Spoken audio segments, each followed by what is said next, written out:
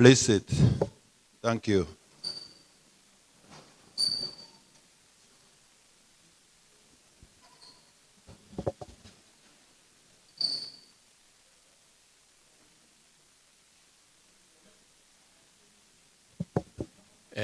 Good evening, everyone. As we begin this program slowly, as those on the way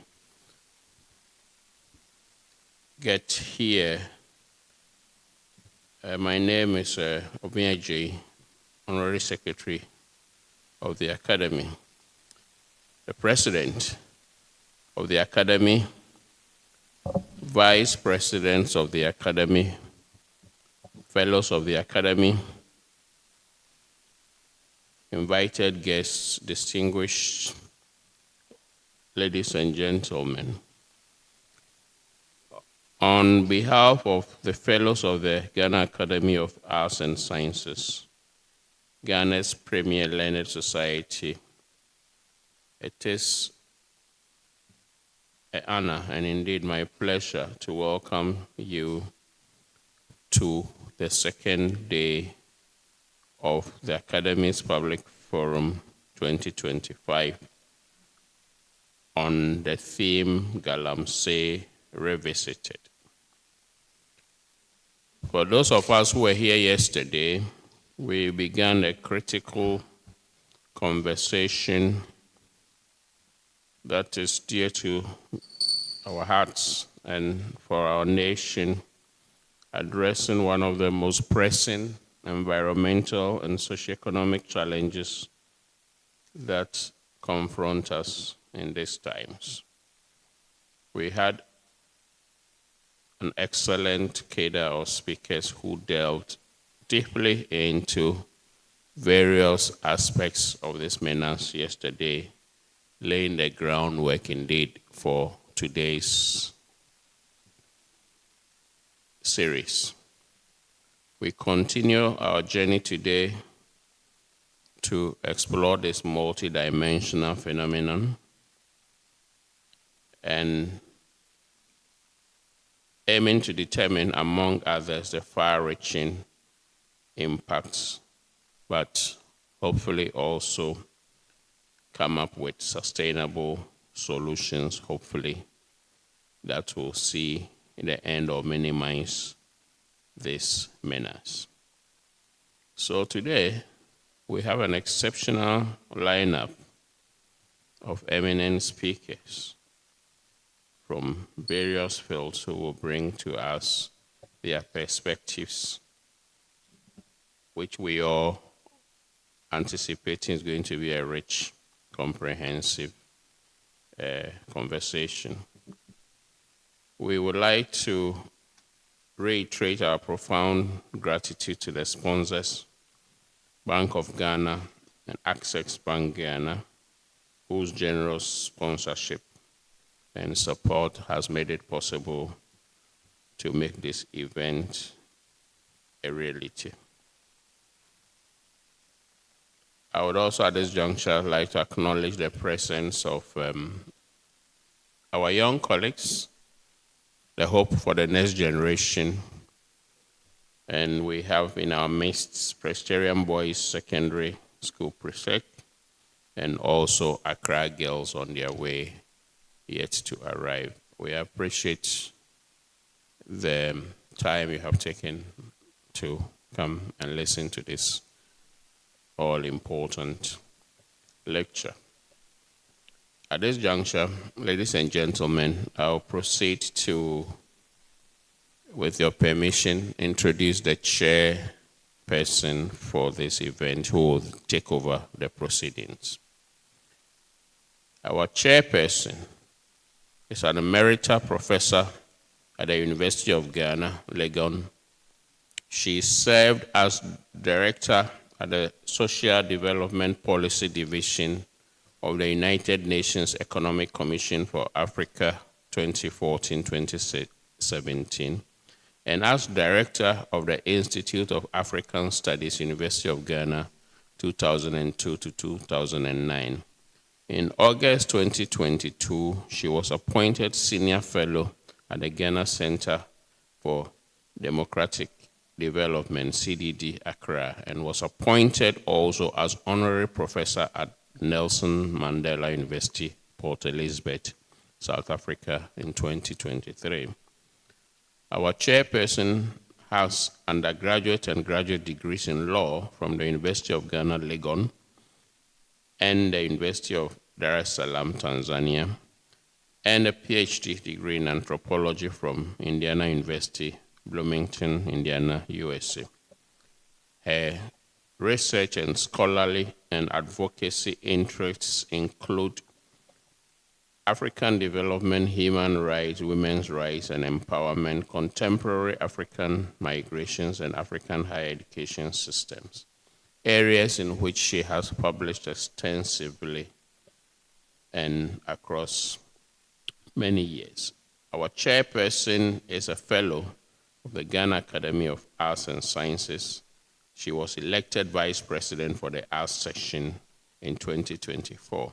She has received several awards and recognitions, including the University of Ghana's Meritorious Service Award, Ghana's Order of the Volta Officer Class in 2008, and an honorary doctorate degree from University of Sussex, UK in 2015, as well as the Franco-German Prize for Human Rights and the Rule of Law 2023. I would like to also mention that this event is streamed live on all the Academy's social media pages. So, ladies and gentlemen, with a round of applause, let's kindly invite our chairperson. Thank you.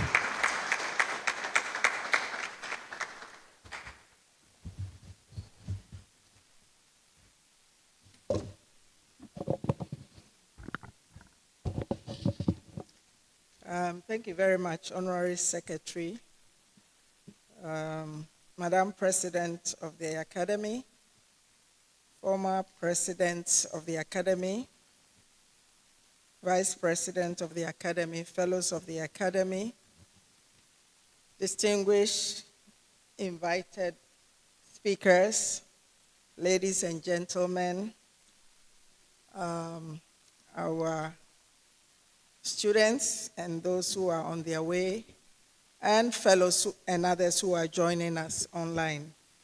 I want to welcome all of you back to the Academy for the second day of our 2025 Public Forum on GALAMSEY Revisited. And I'm very happy that before the event, the video was played of yesterday's presentations so that some of you who were not here yesterday could benefit from it.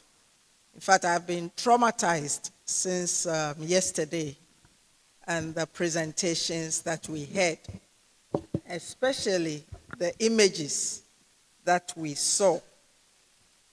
And I am reminded of our president, that is the Academy president's summing up when she talked about environmental terrorism, that what we are facing is environmental terrorism. And she evoked Professor Mama into Mensah's concept of ecological suicide or ecocide that we are going through. And yesterday, our two speakers eloquently presented to us the social, economic, and environmental and health damage and consequences that we are facing in this country. And especially the second presenter, Mr. Erastus Asare-Donko, through his field visits, enabled us to see visually the damage that is being done across our country. And reminded us that 45, not 9 forest reserves are under attack. So even if 7 have been reclaimed, we still have another 38 that are under siege. They also presented to us the pollution levels. First of all, we saw the turbidity in our river bodies and the pollution levels in those water bodies. And I asked myself, what are we drinking and eating? Fortunately, today, Ghana water, the taps didn't even flow for me to wonder where that water was coming from. They also showed us the heavy metal contamination and what is happening even to unborn children. The fetuses that are being kept at KNUST showing babies with no genitalia and multiple limbs. And I was reminded of the Akan proverb that "Sawori o ketrema, na worry nam." If you cut off your tongue and you eat it, have you eaten meat? First of all, how will you even chew it without the tongue?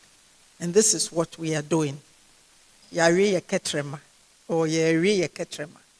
And we believe that we are enjoying the meat. They made several recommendations to us yesterday about the repeal of the infamous LI 2462, the ban on alluvial mining, declaring state of emergency, militarizing forest guards, stress the role of communities and citizen voices and action, and political will. So in spite of all the damage, they recognize that all is not lost. And hence today's topic, the costs of repair. We were graphically treated to the damage that has been done. What exactly are we going to do about it?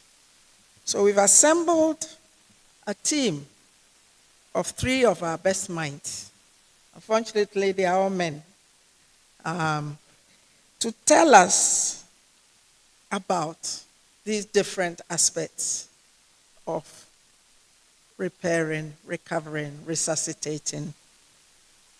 And so we have 2 topics on bioremediation, rehabilitation, monitoring and coordination, and then the topic which will be treated by 2 speakers, and then the topic on the health costs, the human and ecological assessments. And to help us deal with this, these are the 3 speakers. We have Dr. Dr. Kwadwo Ansong Asante from CSIR's Water Research Institute, and Dr. Kobina Mensah from CSIR's Soil Research Institute, who will speak on the topics of bioremediation, rehabilitation, monitoring and coordination. So someone will speak on the water issues and someone will speak on the soil issues. And then they will be followed by Professor Ellis, Owusu-Dabo from KNUST, who will deal with the health cost and the human and ecological assessment. So I'm confident that, like yesterday, we are in for a real treat. And it is a pity that there are not so many people in the room. But I suppose it gives more for us. But then there are also people who are online, and I believe that we will also get good media coverage. So let me proceed to introduce our speakers briefly. Their full bios are in the brochures that you have been given. So let me start with Dr. Kwadwo Ansong Asante. And recently, I had contacted him because I had a problem with water, a borehole, and I was told that he knew everything about it. But today I could not recognize him in his. I thought there was a prince in the room until he told me that it was him. So Dr. Kwadwo Asante is a principal research scientist at the CSIR-Water Research Institute and the head of the Environmental Chemistry and Sanitation Engineering Division of CSI, of the Institute. He is also a visiting lecturer at the Lancaster University, UK, and he received a DS, Doctor of Science degree in Environmental Chemistry from, is it Ehime or Ehime? Ehime. I think Japanese is like our own languages. From Ehime University, Japan, where he had also received his master's after graduating with a BSc honors degree in chemistry from KNUST. Dr. Asante has assessed the quality of various inland and coastal waters in Ghana in support of the Institute's mandate of initiating and conducting research into fresh and coastal water resources of Ghana to enable their sustainable management. He has published widely in journals and presented at conferences, and is also a member of the International Panel on Chemical Pollution. He has attended several international conferences and was adjudged the best presenter during the 9th International Society for Trace Element Research in Humans Conference held in Antalya, Turkey in October 2011. And even though his school is not here, I will mention that he's an old student of Accra Academy. They were here yesterday. I'm sure they would have cheered you. So this is our first speaker. Please give him a hand.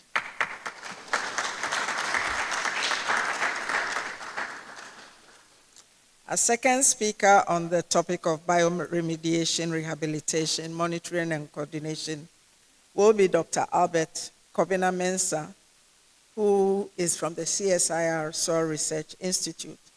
He's a research scientist and earned his PhD in environmental soil science from Germany's Ruhr-Universität Bochum, and has a Master of Science in Water Resources and Watershed Management from Kenyatta University in Kenya, and a Bachelor of Science in General Agriculture from the University of Cape Coast in Ghana. I hope our young people are listening to all these things, you know.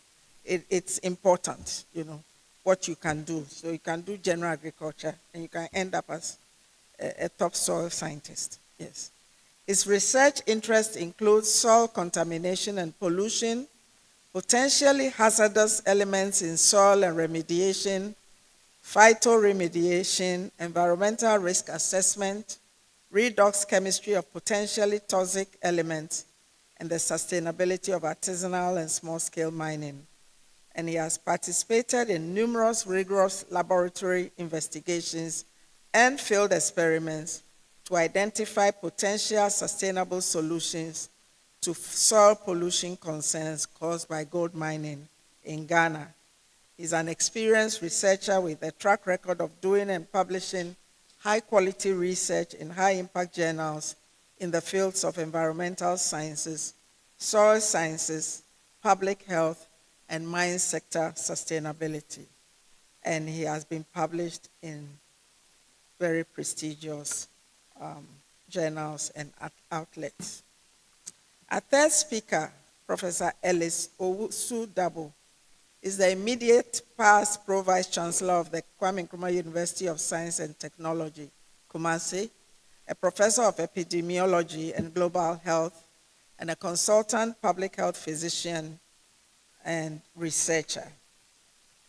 Professor Ellis Owusu-Dabo received his PhD from the University of Nottingham, UK, and BSc, MPH, and MBc, CHB from Kwame Nkrumah University of Science and Technology, Kumasi, Ghana, and has additional qualifications from both the Ghana and West Africa College of Physicians. In his previous role as Dean of the School of Public Health, Professor Owusu-Dabo saw to the introduction of new programs and the growth of the school, and also served as both Deputy Director and then Director of the Kumasi Center for Collaborative Research, KCCR, into tropical medicine for a period of 8 years. He has secured and managed huge grants, multi-million grants from prestigious donor agencies such as the European Union, the National Institutes of Health in the US, MasterCard Foundation, the World Bank, and the Bill and Melinda Gates Foundation, among others. His research interests lie in pandemic preparedness, epidemic-prone diseases, vaccine development, and non-communicable diseases. Through his scholarship, over 2,000 primary healthcare workers across all regions of Ghana have benefited from capacity strengthening workshops, short courses, and scholarships for certificate, degree, and postgraduate programs. And he wishes you to know that he's married to Joyce, with whom they have 3 boys and worships with the Assemblies of God Church, Ghana. So, ladies and gentlemen, these are your speakers. I know they have a lot to say, but we also want to have a discussion. So each of them will have 20 minutes to present, and after that, we will have an opportunity to ask questions, and they will give us answers. So, Dr. Asante, can I invite you to come here? No, I think we will. If you are challenged like me, you can step on the thing here.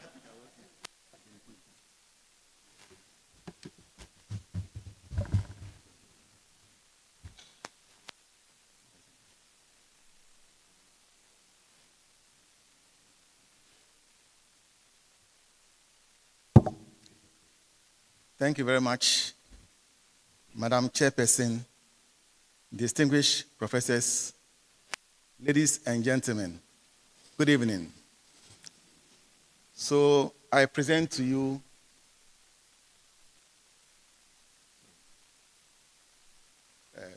combating impacts of illegal mining on our water bodies, the cost involved in rehabilitation and monitoring. So this will be my outline of presentation, a brief introduction. I'll touch on the river systems we have in Ghana, overview of GALAMSEY activities on water quality, assessment of water quality, the treatment costs, key interventions, challenges, and proposed solutions. And then I'll draw some few conclusions. So the first slide shows the global water outlook. And as you can see from here, 97% of the global water is locked in the sea. So it's only 3% that is available to us as fresh water. And of the 3%, only 13% is accessible. The 87% is also locked up in glaciers and ice caps. So when you do the calculation, we just have 0.4% of the global water as fresh water. And that makes fresh water very precious commodity, I should say. So when we come to Ghana, we have classified our rivers into 3. We have the Volta River system, comprising the black, white, the red Volta, OT, and the main Volta. And they constitute 70% of the rivers. Then we have the southwestern rivers, comprising the Bia, Tano, and Cobra, and the like, also constituting 22%. Then the last is the coastal river system, where we have the Ochi, Nakwa, Emisa, Ayensu, and the like, and they make up 8% of the rivers we have in Ghana. So a brief on the overview of GALAMSEY activities. The country Ghana is endowed with substantial mineral resources such as gold, bauxite, diamond, and like, with gold accounting for over 90% of all our mineral revenues. Illegal mining has devastated vast areas of the country's landscape. And as we speak, about 60% of our water bodies are polluted or contaminated. Aside that, we also have the soils being degraded. So toxic chemicals like mercury, cyanide, arsenic, and lead are employed, and they have rendered our water resources unsafe for drinking without treatment. And this has led to bioaccumulation in fish and also entering the human food chain. So here we talk about bioaccumulation and biomagnification. Now, mercury used in gold mining began about 50 years ago, when it became difficult for gold to be extracted by the small-scale miners. And this has attracted a great number of people. Now, the optimal mercury to gold ratio is supposed to be 1:1. But in Ghana, the GALAMSEYers use a lot of mercury to ensure that all the available gold is amalgamated. And that is where the problem starts. So this is a sketch of the illegal mining. So we have the ore, which is crushed, mixed with water, is concentrated, amalgamated, and heated to get the gold. In so doing, they make use of any available water body around. And in so doing, they contaminate the rivers. So during the amalgamation and heating, mercury is released. It gets into the rivers, sediment, as well as the fishes. Because it is heated, it goes into the atmosphere and it is inhaled by the workers and those around where the activities take place. So imagine inhaling mercury into your system. Obviously, it's going to affect your internal organs, particularly the lungs. I'm sure Prof will talk about that. So these are some problems associated with illegal mining. We have a soil degradation, siltation of the rivers, diversion of the channel, removal of vegetative cover, pollution by chemical compounds, destruction of food and cash crops, depletion of our forest reserves, and also degradation of our rivers. These are just a few. There are more than that. So these pictures were taken in 2018 from the southwestern rivers. So we have the Ankobra, the Brim, I think the Tano also be below, and they were taken at various stations of the rivers. Again, we went in latter part of last year and took pictures. As you can see, the situation is becoming worse because the turbidity values are increasing. Over here is the intake point by Ghana Water Limited. This is Oda. Oda is around the Obuasi. This one is also at Bunsu, Rurabrim. And this is the water Ghana Water Limited has to abstract and treat to a potable level.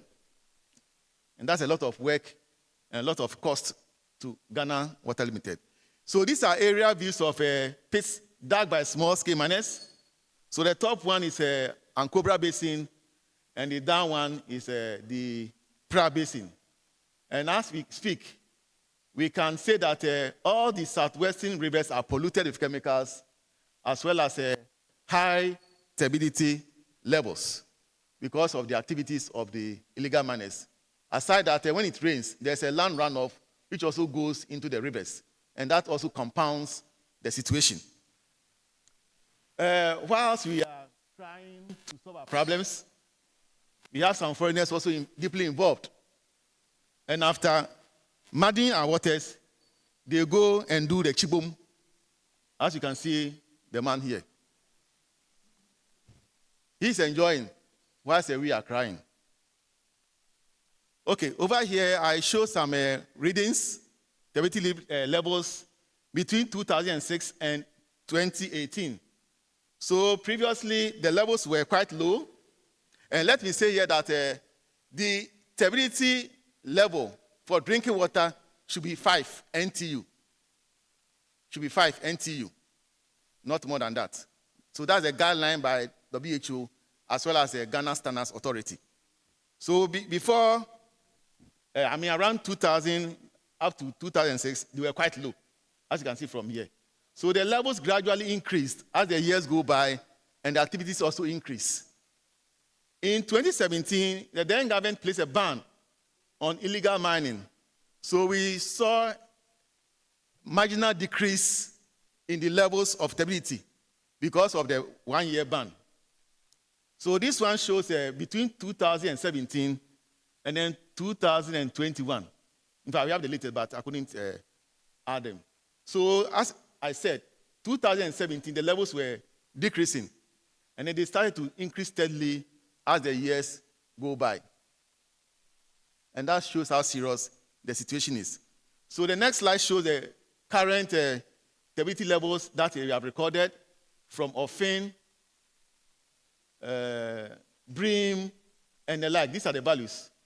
And for Ghana Water Limited, the treatment plants are built to take a stability of between 0 and 150. That is what the plants are built to cater for. And here we are talking in thousands. So it should tell you the pressure that is mounting on the equipment or the treatment facilities by Ghana Water Limited. I'm sure when you go now, we will have a higher value than what I'm presenting now. Now, let's assess the water quality. We have 2 ways of assessing. So, for instance, if someone brought his or a borehole, we assess by the WHO guideline or the Ghana standards. That's for normal drinking water. But for the rivers, we employ what we call the water quality index. So we use these parameters to estimate or to calculate the water quality index. So basically, it's a means of assessing the water quality by integrating values of the variables I mentioned into a single unit. So it ranges between 0 and 500. And the index classifies the water quality into 4. So we have a good water quality, fairly good, poor, and then grossly polluted. So this is what we have. If we have over 80%, then we classify the water as good or unpolluted. That means the water has the uses are protected. If you have between 50 and 80, it's fairly good. Between 25 and 50 is poor quality, and then less than 25 is grossly polluted. So this is the way we classified our rivers based on the water quality index. The next slide, I'll show some readings between 2005 and 2008. So as you can see from this chart, generally the quality index was in the class 2 range. That's a fairly good. Between 2005 and 2008, we had that classification, fairly good. And then as we move on, between 2005, once again, 2021. So from this chart, you can see that most of the values are in the class 3.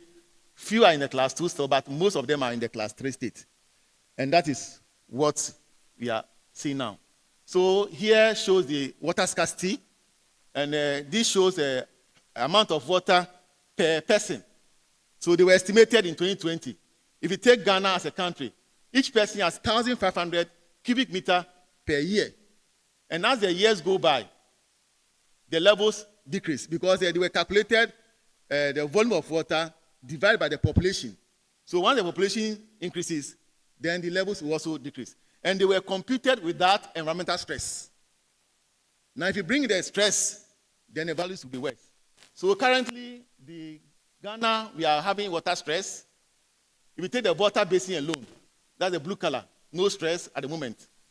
If you take PRA, water scarcity, and the like. So in no time, you are going to have a rationing of water. So the current situation has resulted into water scarcity, and we must know how much it will cost. Okay, so this is where the story gets interesting. So over here, we have the volume of water from the basins, the Pra and Cobra and the like. So we use this information to calculate how much volume there are in the basins. If you take Pra alone, we have 4.83 billion cubic meter. How can you treat this water? It's virtually impossible to treat 4.83 when GALAMSEY is ongoing. Now, I made inquiries at Ghana Water Limited, and 1 cubic meter of water, I mean the normal water, not pollution, costs between 1 and 3 cedis. Now, for polluted water, it costs between 11 and 15 Ghana cedis. So if 1 cubic meter, the school children, if 1 cubic meter is costing between, let's say, 10 cedis, now do the calculation, 4.83 billion cubic meter. That will be 48 billion cedis to treat only the Pra alone. So that shows how that the situation is. So it follows in that sequence. If you multiply it by 10, then you have a 12 billion cedis, 45 billion cedis, and the like. Okay, so here I try to demonstrate what goes on at Ghana Water Limited. So let's say we have a raw water of this volume of abstraction, and this is the turbidity that they are having, and they must reduce this to 5. So that tells you how much chemicals they have to use to reduce it. So to make this water wholesome or potable, they will need about 108,000 cedis of chemicals. And then for electricity, it will cost about 77,000 just to treat this. And because of the high turbidity levels, they have a lot of wastewater they channel away, which is about 21%. I mean, if you take this scenario. But the maximum allowable is about 10%. So a lot of water is going to waste because of the levels of the turbidity. So let me give some key interventions. So for instance, if you are going to undertake enforcement, that's you deploy the task force or drones, the Ministry of Lands and Natural Resources estimated in 2021 that it will cost $40 million for a 5-year period, just for enforcement. If you take a planting of enrichment, because we have lost the native species, and that will cost 50 million cedis for a 5,000 hectare land. This was based on the 2020 Forestry Commission estimate. Then phytoremediation, I'm sure my colleague will talk about that. Then riverbank stabilization, we are looking at 5 million cedis for a 100-kilometer stretch. Education and training goes, and then for sediment treatment, that will cost Ghana 10 million Ghana cedis. So these are based mainly 2020 estimates. So the figures will go up by now. So the last slide I want to show is we are doing some trials in my lab at the moment. We are trying to see how chemicals could also reduce the turbidity levels in the water. So this is something we are doing in my lab at the moment. So this is the nature of the water we had. So we added the chemicals into the water at certain quantities.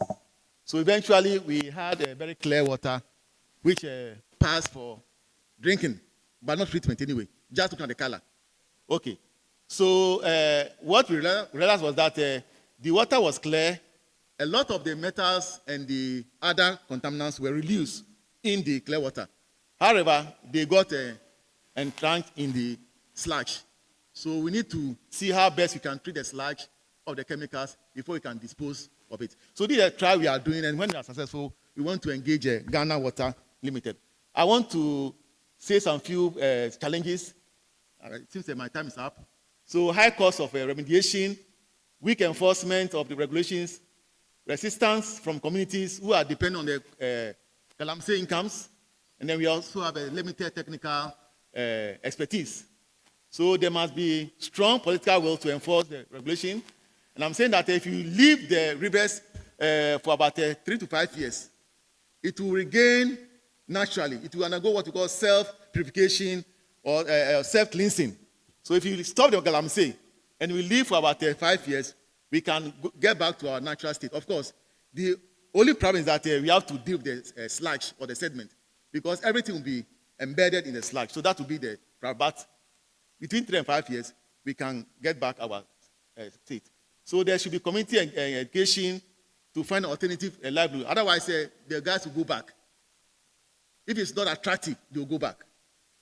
And then there should be community participation and then multi-stakeholder engagement. So these are my conclusions, and then I'll be done. So we are saying that the quality of water bodies is declining, and we could ration the use of water in the near future if you don't pay serious attention to it. Ghana Water Limited is facing severe problems due to the heavily polluted water coming to the treatment plants.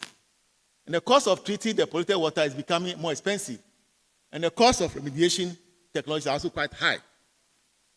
Future water scarcity will grow, driven by population increase, climate factors, and more importantly, GALAMSEY, if it is not halted. So within the space of time, this is what I want to present to you. Thank you very much.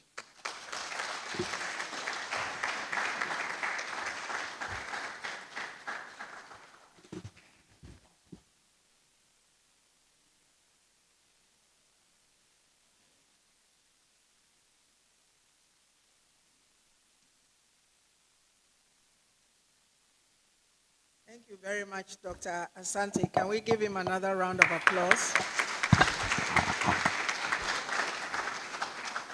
And we want to welcome the Accra Girls Senior High School students. And you've missed a bit, but if you listen, you will understand what they're saying.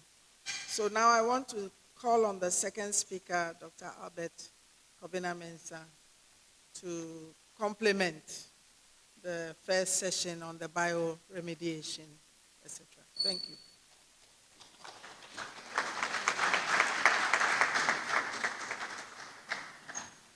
Thank you so much. I'm very happy and also very grateful.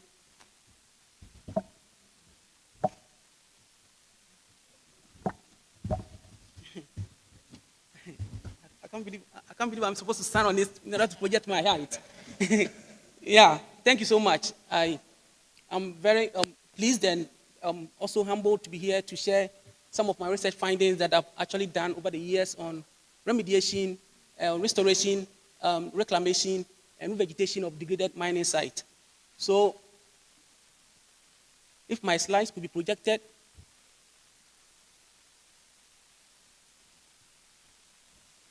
Okay, I have to use this one. Okay. Okay. So, just like my fellow CSIR brother said, he looks into water. I'm going to look into soil. So we want to see how much it will cost us to repair our soil. So first of all, my lecture is going to be based on GALAMSEY and short environmental sustainability, its effect on environmental sustainability, and I will now swipe on restoration of degraded mining site. So first of all, informal mining in Ghana is a threat to our environmental sustainability. Despite the fact that it serves as livelihood or generate income for the economy, GALAMSEY or artisanal mining, as part of informal mining, contribute about 40% to our gold mining revenue. Despite the fact that it also sort of contribute to livelihood for about 1 to 4 million people, especially in gold mine areas. Despite this, it has caused enormous environmental consequences, like we have seen in terms of mercury pollution, in terms of erosion on the land, and there's massive sedimentation caused by artisanal miners. And like we have seen over there, these are rivers. I grew up in Pistia, a gold mining dominant community. Because this river, we used to drink from it, but now it has become like Chocomilo, and nobody can actually drink it. So these are some of the activities of artisanal mining. It is unregulated. Because of that, you can see mine waste are being stockpiled indiscriminately, like you can see over there. We can see water, dirty water or contaminated water being released from their mining site onto the environment with no regulation. So these are the activities of artisanal small-scale mining. Their goal is actually excavated from the hard rock, from the ground. Then they grind it. Now, when they grind it, it becomes something like slurry on something like a towel. Then they add mercury to the gold particle.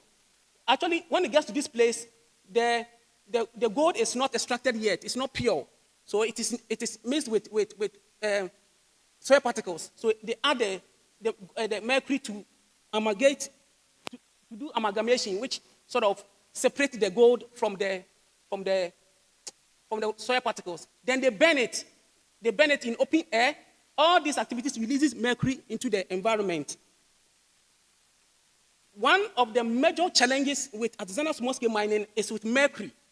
So this is a mercury cycle. Every process or every stage of artisanal small-scale mining triggers mercury release into the environment, either into the air, into the atmosphere, or into the water, or into the soil. So first of all, they go for the gold from here, like you can see. When they come, they grind it. Then they do what is called, here is when they add water to wash, the gold, to wash the soil. Then over here is called sluicing. Sluicing is where they sort of lie towel. Then they will now put running water, and the running water, as it goes, it is collected here. Over here, when they collect it, they will add the mercury. Then when they add the mercury, they will refine it in a flame of fire. Now, as they do this, elemental mercury is released into the atmosphere. It reacts with oxygen, and it undergoes ionization and becomes charged mercury. This charged mercury falls into the ground, gets into our water bodies here, as you can see. And when the mercury gets into our water bodies, it changes into something they call metal mercury, from inorganic mercury to organic mercury. This metal mercury now accumulates in our fishes, and they cause what is called biomagnification. Then the deleterious health consequences are borne by humans. So here is a case where we saw, I took this picture when I was doing my PhD. These children were actually playing in a gold mining site that has been abandoned for so many years. And children, they don't know, so they use the place as a playground. So this tells us that if you do mining without reclamation, children will usually use those places, abandoned mining site, as a playground, and they bear the health consequences. Also, women also use this place as a passage place to their farms, and they get exposed to the health consequences in terms of inhalation, in terms of coming to skin contact, and in terms of also doing oral injection. So what is the way forward? We must therefore reclaim our mining site. There are solutions. So let's see how we're going to do the reclamation of this contaminated mining site. So there's an urgency for land restoration because GALAMSEY threatens our environmental and economic sustainability. It also affects national food. It affects national food and water security being threatened. Communities face long exposure to toxic elements, and restoration is therefore urgently needed to reverse this ecological loss and livelihood, and to restore livelihood. So I am going to give us a framework to cost how much it will take to reclaim our degraded mining site, and I'm going to demonstrate to us that there's a power of something we call plant. There's a power of plant which we call as phytoremediation. We can use our native plants that are growing around a champon, those ones that are growing around to solve our indigenous problems. So then we can see how we can manage we can manage the site after we have reclaimed. Then we have to engage communities. Then we also have to restore livelihood. Then we also have to train and build capacities in land reclamation. So this is actually a typical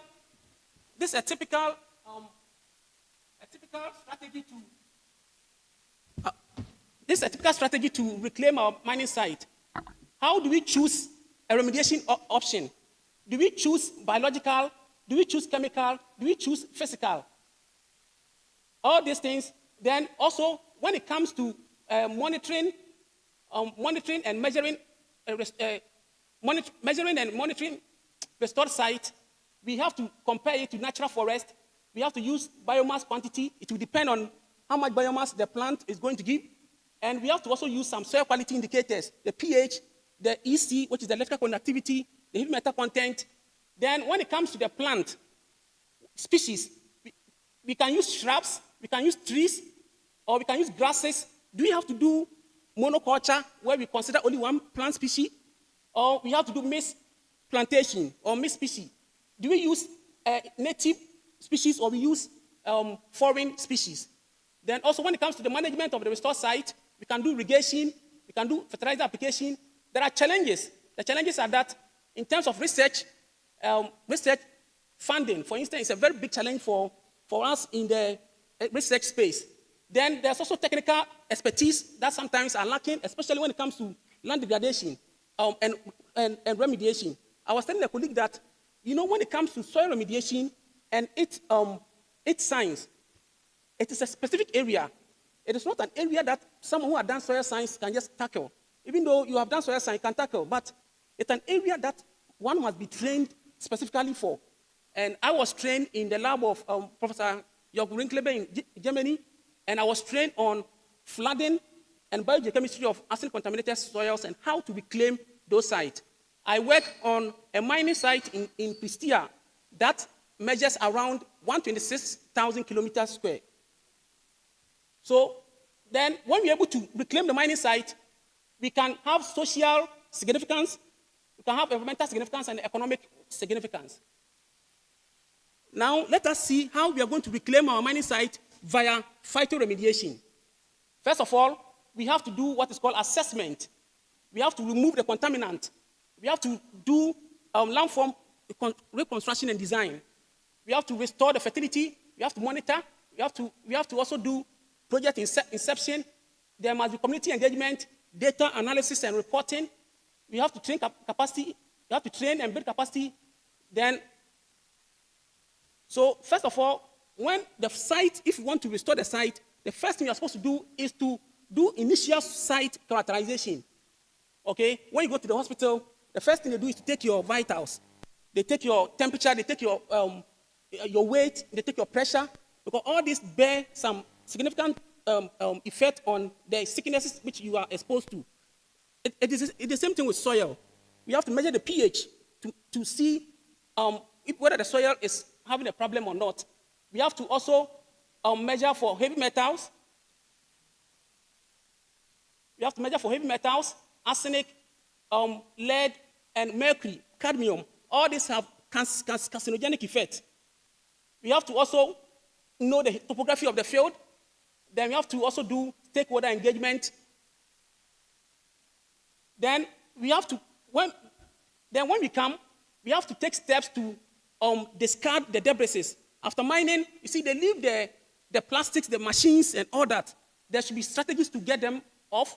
There should be strategy to neutralize toxic elements like mercury, cyanide. There should be strategies, and some of these strategies are also there we can take a look at. Then there should be strategies to pump and treat water in pits, and we should do back filling of the pit. Because the pit, especially when they do the ghetto, they call it the ghetto, the pit they dig, they call it the ghetto. We have to backfill it. And this one can cost us somewhere around $4,000 US. This one can cost us somewhere around $4,000 US. The first one can cost us around $2,200 US.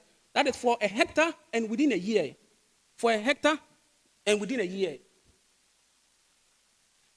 Then when we do the soil characterization, we will get to know the contaminant. We get to know the pH and the EC, which is electrical conductivity. We will get to know the texture of the soil. All these things have bearing effect on the ecosystem or on the remediation strategy that you're going to undertake. Then we also have to baseline contamination guides. Our brother was talking about NTU for water and all that. There are also baselines and threshold values for all the toxic elements that are in the soil. So, like arsenic, for instance, should not be more than 6.83. Cadmium should not be more than 0.02. Mercury is not supposed to be more than 0.05. So all this, like the WHO limit, and also for FAO, they have regulations. We have to also do risk assessment, like I was telling you about. We can do risk assessment to see how are people exposed to cancer when they ingest contaminated soil from GALAMSEY areas. How people are exposed to cancer when the children are crawling on the floor. When they're crawling on the floor and they come into contact with contaminated soil. We have to do all these calculations. And I am also one of the experts that deals in all these calculations, either inhalation, dermal contact, or ingestion. Then there's another one where you have to do land leveling. Because the land had been denatured, the slopes have been created, so we have to do land leveling. When we do this one, it's going to cost us somewhere around $15,000 in my estimation, $15,000. Then we also have to do something called topsoil management, where the land that you have sort of recontoured or we have sort of shaped, you have to level the land and spread topsoil on it. Okay, you spread the topsoil on it. And when you are spreading the topsoil, you just don't do it like any way that you just want to do it. Sometimes the topsoil become very scarce. So you have to go and get them from another place, or you have to go and buy. So in mining, there's something they call direct return.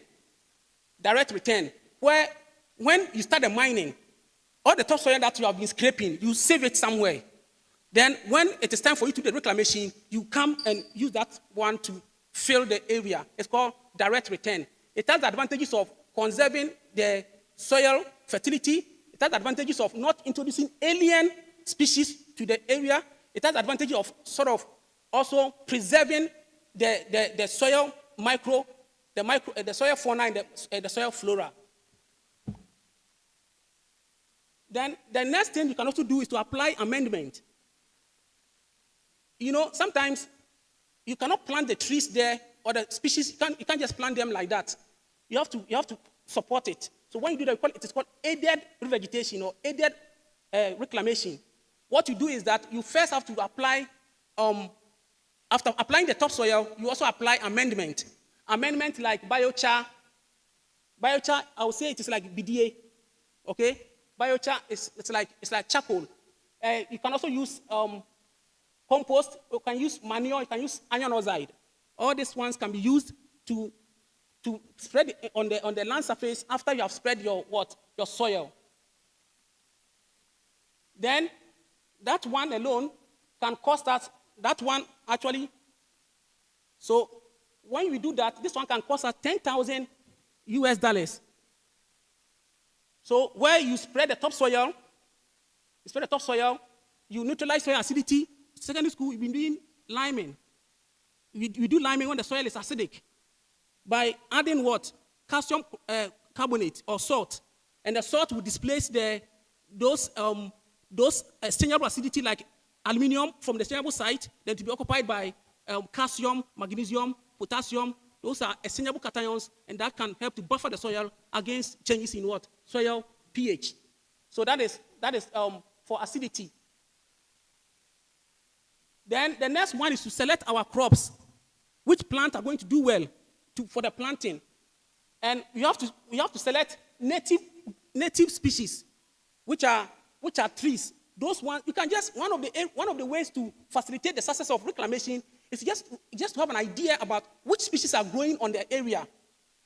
Those species that are growing on the area will give you a clue that they can be harvested and they can be upgraded or used to restore the area. So native trees, and one way to do reclamation, you just don't select the trees.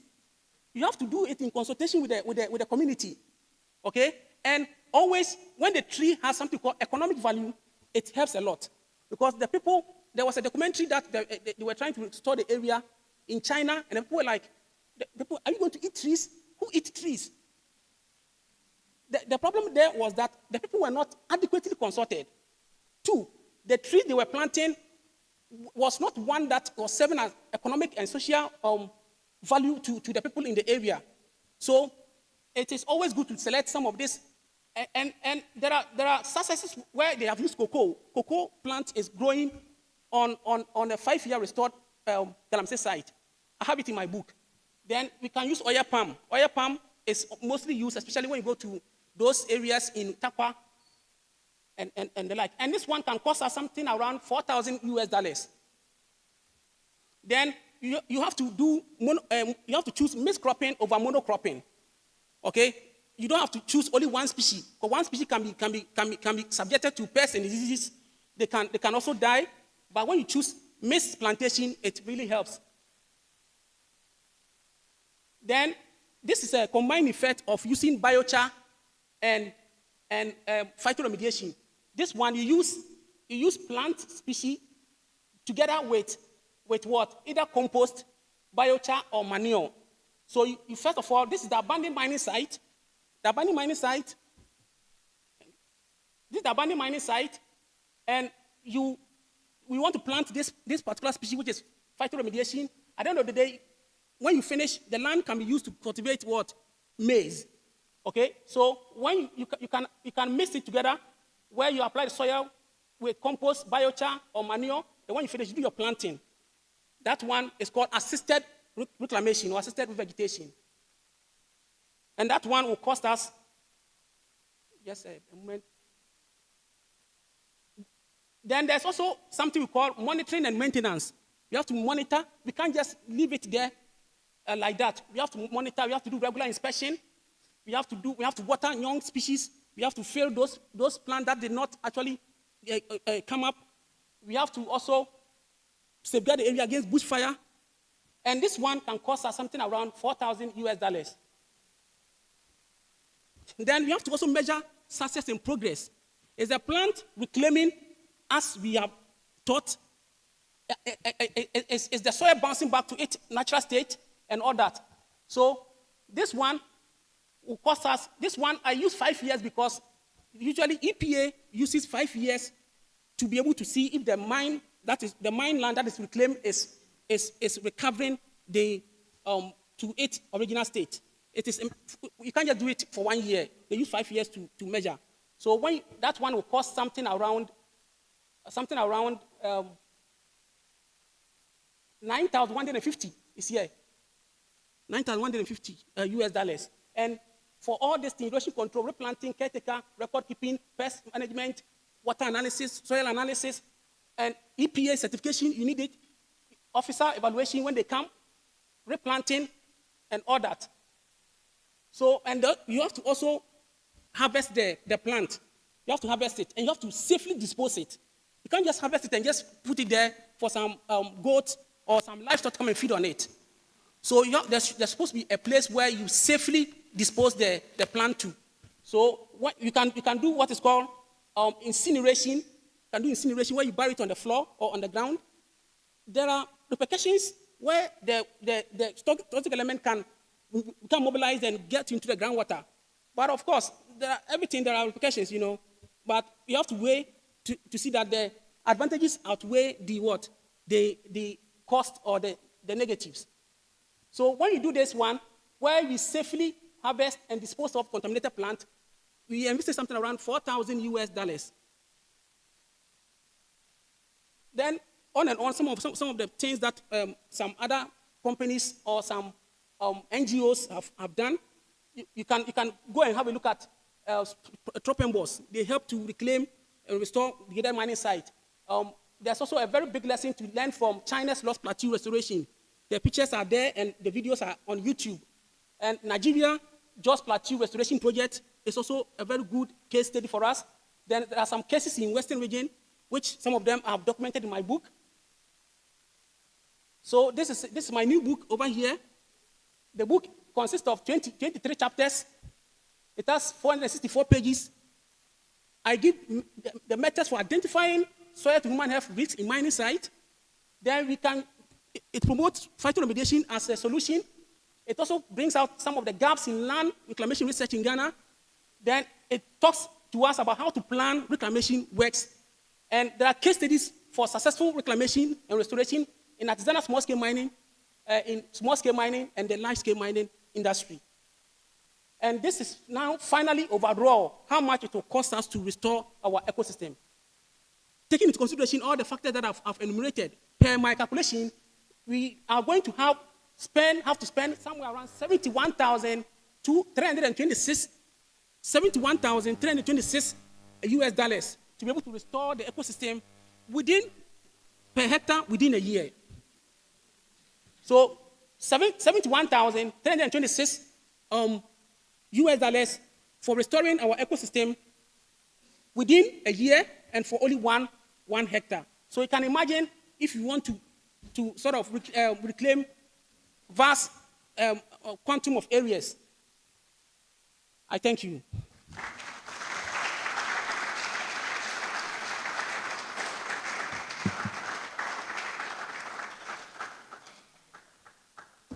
Let's give Dr. Mensah another round of applause.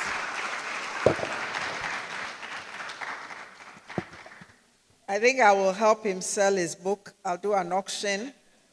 And, but you know, as I listened,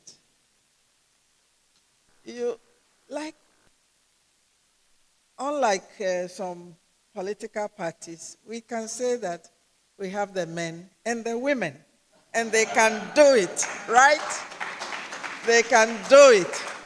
So, amidst the gloom, there is light, right? Somebody did an obituary of Ngugi wa Thiong'o yesterday. I think I shared it on the GAAS platform. He was talking about how he was always talking about darkness and light. So there's a lot of darkness, but there is light. Doc, maybe you should help us to visualize how large 1 hectare is, just to get a grip on this 71,000. They say we should use cedis. So anyway, we are talking about what? 710,000 cedis per hectare per year. 1 year. 1 hectare. A hectare is like a football field. So think of this hall, a little larger than this hall, right? Yes. 710,000. Just for 1 year. This is the cost of reclamation. But it can be done. And he is showing us in his book. Okay. And I thought you were offering a lot of jobs also. All this work. Somebody has to do it. So there's a lot of hope. We can solve our unemployment problems. Thank you very much. So now we're going to move to our final speaker for this evening, Professor Ellis Owusu-Dabo, whom I've already introduced, and he will speak to us on the health cost, human and ecological assessment. Go.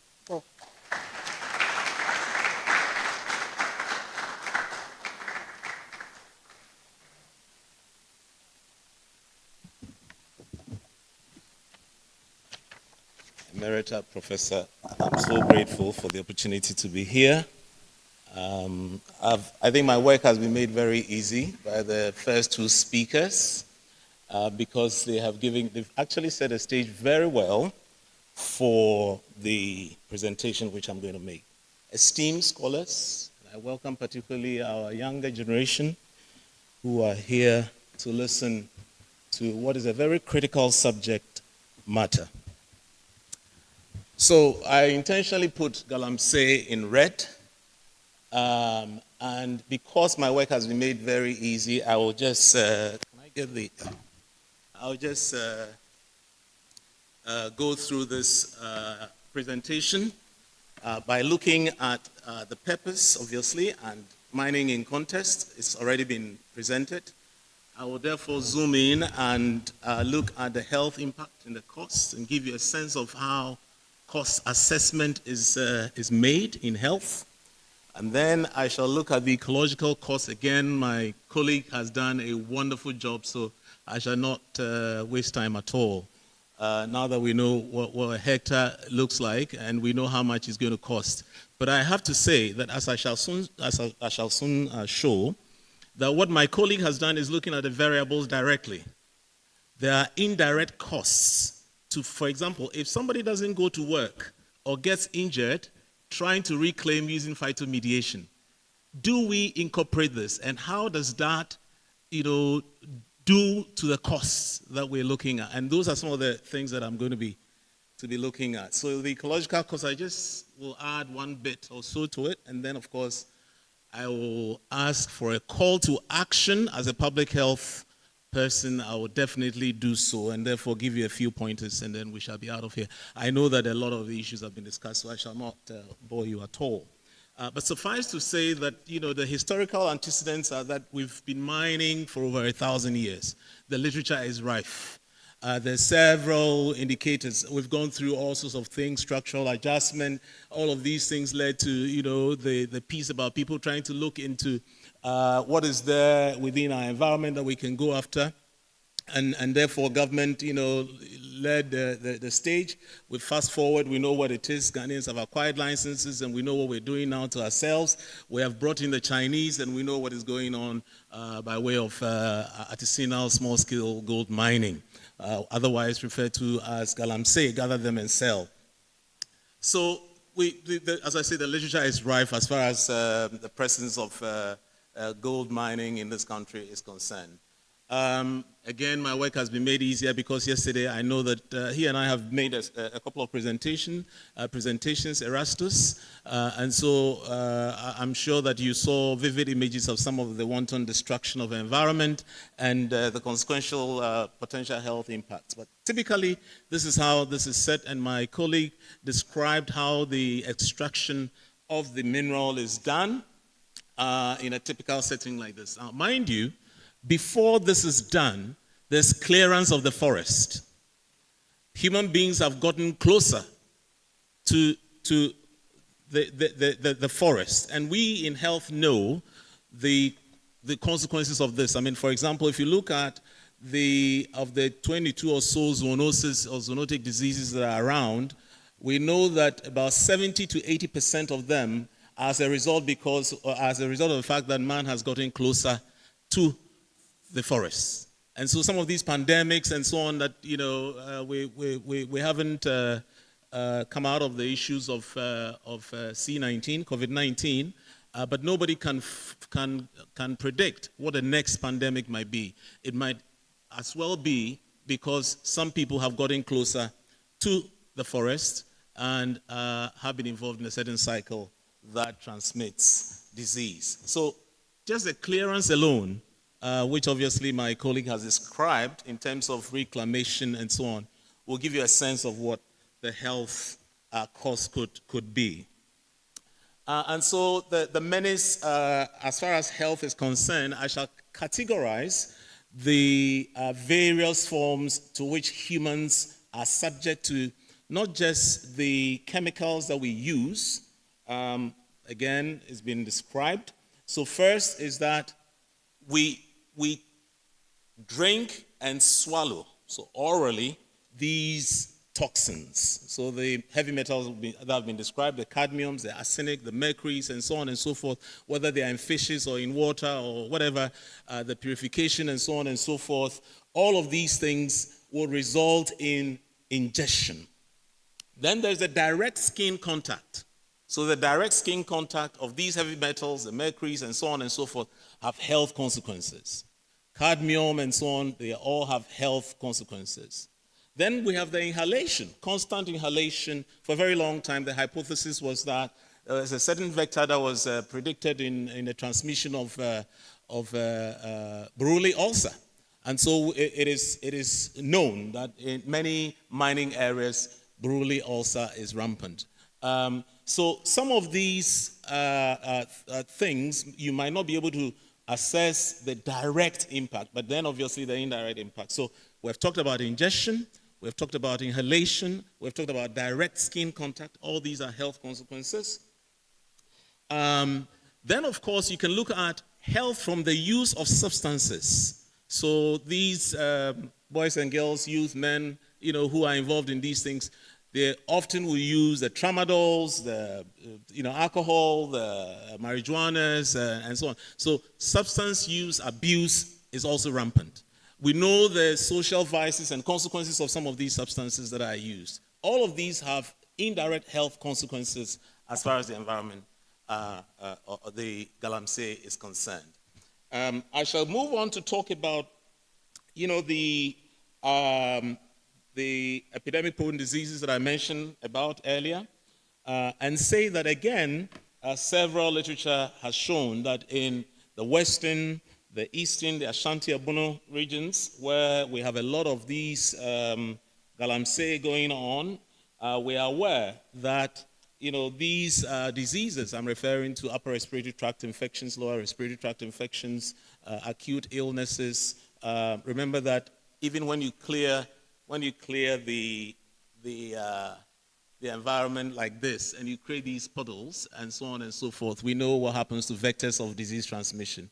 So for example, we know that mosquitoes in all forms and shades, the Anopheles gambiae, complex is almost always, evolving because of the rampant destruction. And then, of course, we know about yellow fever. Again, a mosquito is driving that as a vector, and so on and so forth. All of these are things that you find within the environment. So while the environmental consequences of GALAMSEY have sparked significant concern, the human health implications ranging from acute poisoning to long-term disease remain unexplored and under-addressed. The unregulated use of toxic chemicals like mercury and cyanide, poor occupational safety standards, and environmental degradation pose serious risks to miners and has been demonstrated. There are several tools that are used in health economics for assessing health.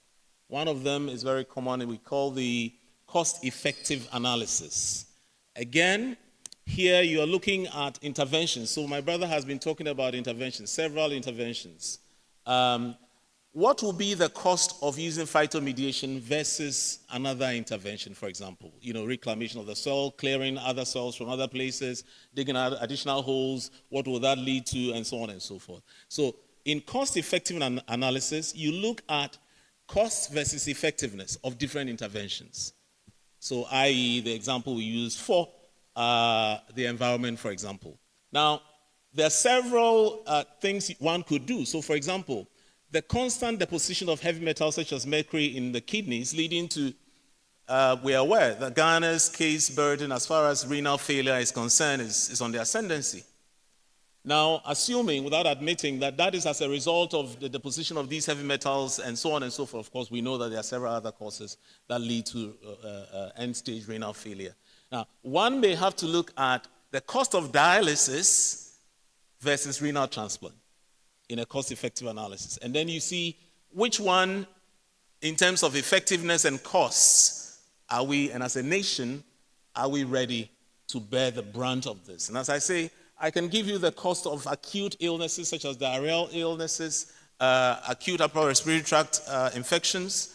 But what about the chronicity? What about the long-term impact of these health conditions and how that impacts on one's work ethics and absenteeism, and how are we able to cost all of these things? Again, remember that we're talking about the direct costs to the individuals. We have the indirect costs to the immediate family. We have the indirect costs to the local society. We have indirect costs to the communities. Again, we have indirect costs to the various people who are involved in all of these interventions. So when it comes to the literature, in several studies, I've done a lot of systematic reviews here. Gastrointestinal defects, congenital heart defects resulting from prenatal exposure to these pollutants are rife, and we see them a lot in literature. And so we have a lot of these heavy metals upon entering the human body tend to disrupt enzymatic processes, oxidative processes, we know, and they compromise the body's antioxidant defense. What that does is that you are prone to carcinogens and therefore cancers. And so the cancers that my colleagues were talking about is that your immune system and its ability to fight by production of antioxidants is interrupted by use of these heavy metals and so on, and therefore the person clearly will suffer from. So when it comes to respiratory, we have the chronic lung diseases, popularly referred to as pneumoconiosis, Example is silicosis, heavy dust, settling in the alveoli, and then your lungs loses its elasticity and sponginess. So what then happens is that it becomes very heavy, otherwise referred to as black lung. And many of these miners tend to suffer from these conditions. They frequently also suffer from the bioaccumulation, and therefore that can lead to neurological damages. We know about some of these congenital malformations, as was described yesterday by some of my earlier speakers in terms of congenital birth defects. But as I say, when it comes to direct costs, for example, a study in the Ashanti region by the Ghana Health Service indicates that annually, the Ashanti region spends close to $300,000 on mercury-related illnesses. $300,000 by the Ghana Health Service. This was in 2022.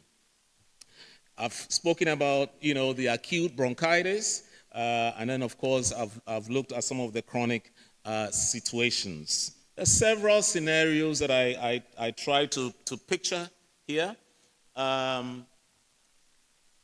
So we know who and who are involved, the women, the children, the men, and, of course, foreigners.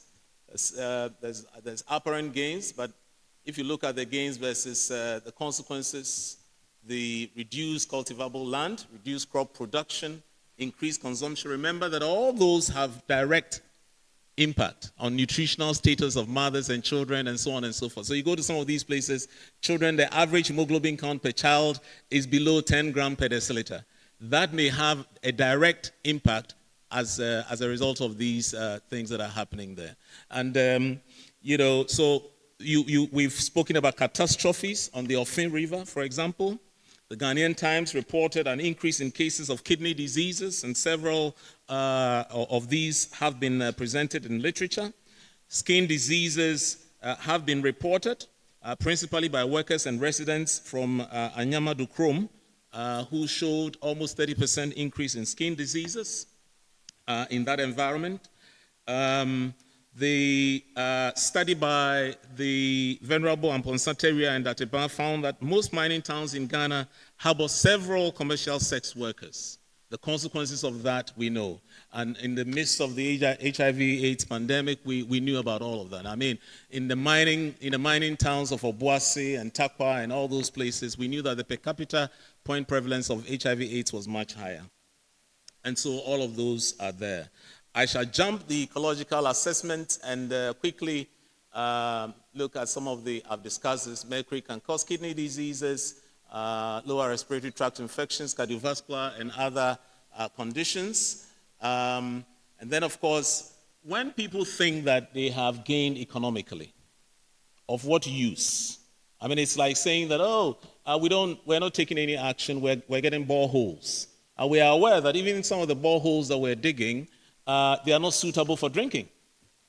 And you would have to pay additional money. I mean, if it costs on the average 20,000 cedis to dig a borehole, and then you get your water, and your water is not fit for purpose, and you have to install reverse osmosis, and that has to be maintained. So you have your reverse osmosis technique there, and the middle class particularly, we think that, this is not directly our problem. And in the end, you are paying huge sums of money to ensure that you fix this and get it running so that you can use it, you can make it fit for purpose. I shall quickly touch on the call. So we've eroded the gains. Tourism, agriculture, the fisheries, we know all of that. You've seen all of these things from yesterday's presentation, and the consequences of reclamation can be dire. The direct cost may be $4,000 or $400,000, or even if you looked at per hectare, $71,000, or if you like, 700,000 Ghana cedis. But the indirect cost of that is horrendous and very, very huge. And we might not always succeed. We might not always succeed. I want to remind us that we are not out of the woods yet with communicable diseases. And already the bearing of some of these non-communicable diseases as a result of some of these things are happening. So I want to call us to action. Galamsey is not only an environmental and economic issue, but also a public health emergency. Importantly, we need to strengthen health surveillance in mining areas. For example, we could deploy mobile health teams to monitor some of the programs that are in place to ensure that we're doing the right thing. We need to train health workers to be able to identify some of these high-risk areas, bring our attention to those, and then we can take corrective action. So I'll quickly jump to the call for action, and then, when my colleague was speaking, I'm wondering how much it would take to decon the entire Ankobra River. How much would it cost us to decontaminate the Ankobra River? So we have a lot of work to do. As I say, there's a lot of literature that I've shared with you, and so on the public health action, it is definitely a threat to the Sustainable Development Goals and Agenda 2063 by the AU governments, and therefore we cannot sit and be overtaken by circumstances. We need to act now. And I'm glad that the Academy is doing this. So the national dialogue is already going on, and I know that this is a revisitation of an earlier submission that was done. We know that this hampers vulnerable our health and creates vulnerable population, and therefore it's important that we look at this.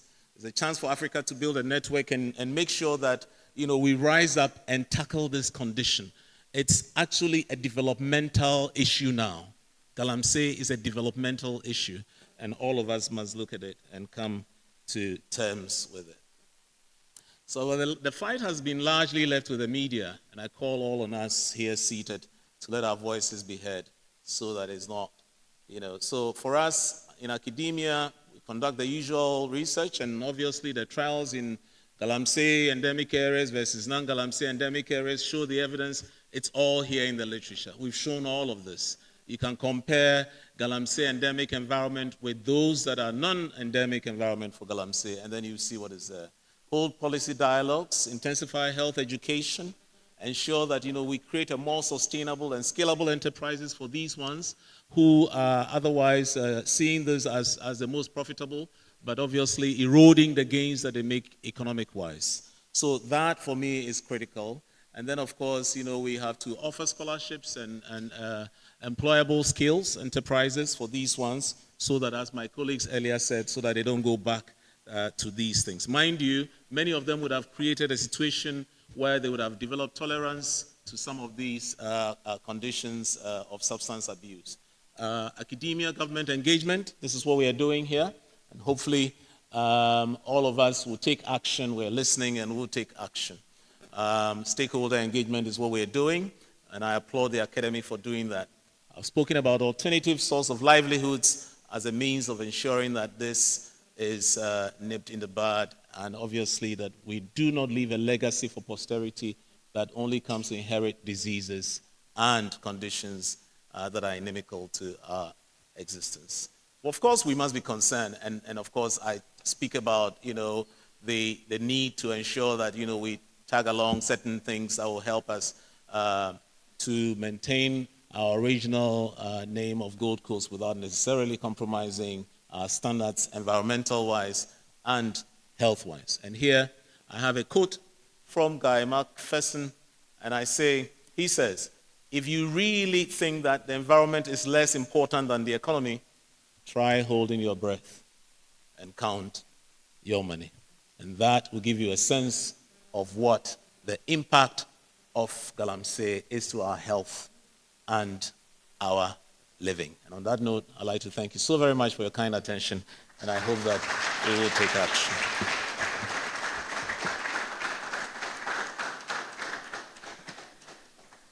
Let's do better than that.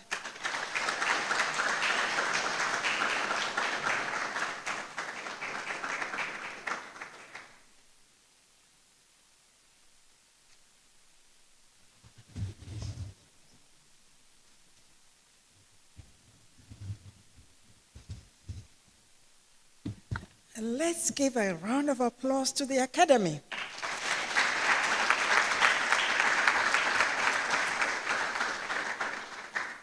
We've done it again. Yesterday we assembled an ACE team, and today they've also delivered. Okay? And you've been very patient and held your breath. We didn't have any money to count, so we could hold our breath. But now, going to open the floor for questions, clarifications. We've had some big English here, and some science, a lot of science. All the things they've been oppressing you with, the cadmium and the calcium and the bicarbonate. Now you understand where they are. They are not, it's not magic, you know. This afternoon, somebody sent me a news thing. A carpenter has been fined, 1,500 cedis because they kept insulting their neighbor and talked about a bitter stomach or something like that. So here, I think we have some science here about some of these beliefs and what is ailing people, because in a lot of mining areas, people will believe that you make the money and some witchcraft destroys you. And here we've been told that things are happening to people that they may not understand. So where is the microphone? And I hope that although you came late, you've absorbed some apport and you will show us. So the floor is open. We'll take some questions and then the speakers will kindly indulge us and then we can go home. So who is going to start? Yes, ma'am. Oh, it's been set up here. Good. Mm-hmm. Please introduce yourself. Good evening. My name is Gladys Jansi. I'm a senior lecturer at the School of Nursing and Midwifery, and I want to thank the President for this special invitation. It has been very helpful. I've learned a lot that will reshape my thinking. Like everybody else, I'm quite depressed about the situation, but there is hope. So we pray that this hope is kept alive. The question I want to ask is Dr. Ansong Asante. Yeah. I realized that your interest was on the groundwater when you were speaking. So I wanted to find out whether there has been some work on rainwater in these GALAMSEY communities for the quality of those rainwater in the GALAMSEY communities. Whether the quality of water from those areas can be relied upon as an alternative, considering that yesterday I saw the women and children fetching water from unsafe places. How safe is the rainwater? So we begin to think of empowering our women to harvest the water during the rain season and be able to use it, at least have access to some level of safe water. I am not too sure if there is data on that, and if there is none, probably in the short to medium term, that could be an immediate alternative. Whilst we look for money to treat the water and look for money to save the land. For me, I don't want a lot of them coming to the hospital to give me a lot of work. So the earlier we prevent it, the better. I was also excited when Prof talked about the HIV in those communities, because that is my research interest, and then I got excited and I'm thinking, why don't you speak to Prof after this? So Prof, this is just advertisement of my interest. The last but not the least is to ask the question of what are the skill sets that we need to target for those of us who are in training and education. Prof has already mentioned that in terms of healthcare professionals, we need to train some specialists to respond to the impact of the menace. But what about in treating the water, in saving the environment? The current programs that we run in Ghana now, are we targeting these skill sets? And for Dr. Mensah, how many of your type do we have in Ghana now, and how do we find them? Thank you very much. Thank you very much. Let them answer these questions, and then I'll come back to the floor. Please. So, yes. Okay, thank you very much. So I will touch on rainwater in general.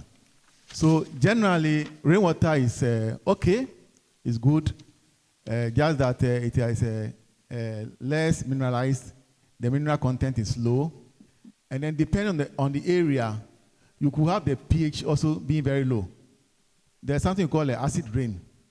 So we talk about the mercury being bent, it goes into the atmosphere, it converts into methyl mercury, which is also toxic. If you harvest rain within such a community, you are likely to have a very low pH in the water. And if you have low pH, it means that the water is acidic. And we all know what acid means. When you consume water with a very low pH, then it will have a serious effect on your system. But generally, rainwater is good if you are living in an area where you don't have much burning. Once you burn, then all the gases will get into the atmosphere, it will condense and then comes back with the rain. Otherwise, rainwater is good, and I will advise that people also use it. Thank you. Thank you. Yes, Prof. Thank you so much.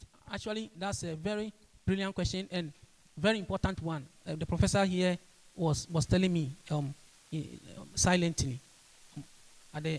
So, you know, I've always had a problem with the kind of, especially supervision here in Ghana. Even though I'm 40 years, but Madam Chair, I was telling a friend, there was a student they brought for me as a cognitive supervisor. Then I saw his work. I was troubled. Why was I troubled? I was troubled in the sense that I was asking myself, so is this student going to be left to graduate this way as a PhD holder? Yeah. I concluded that there are so many students who might be good, but they are, you know, this is someone who is doing work on arsenic. And PhD is practically picking soil samples from GALAMSEY site, he's picking some water samples, then he's picking plant samples, and he's analyzing.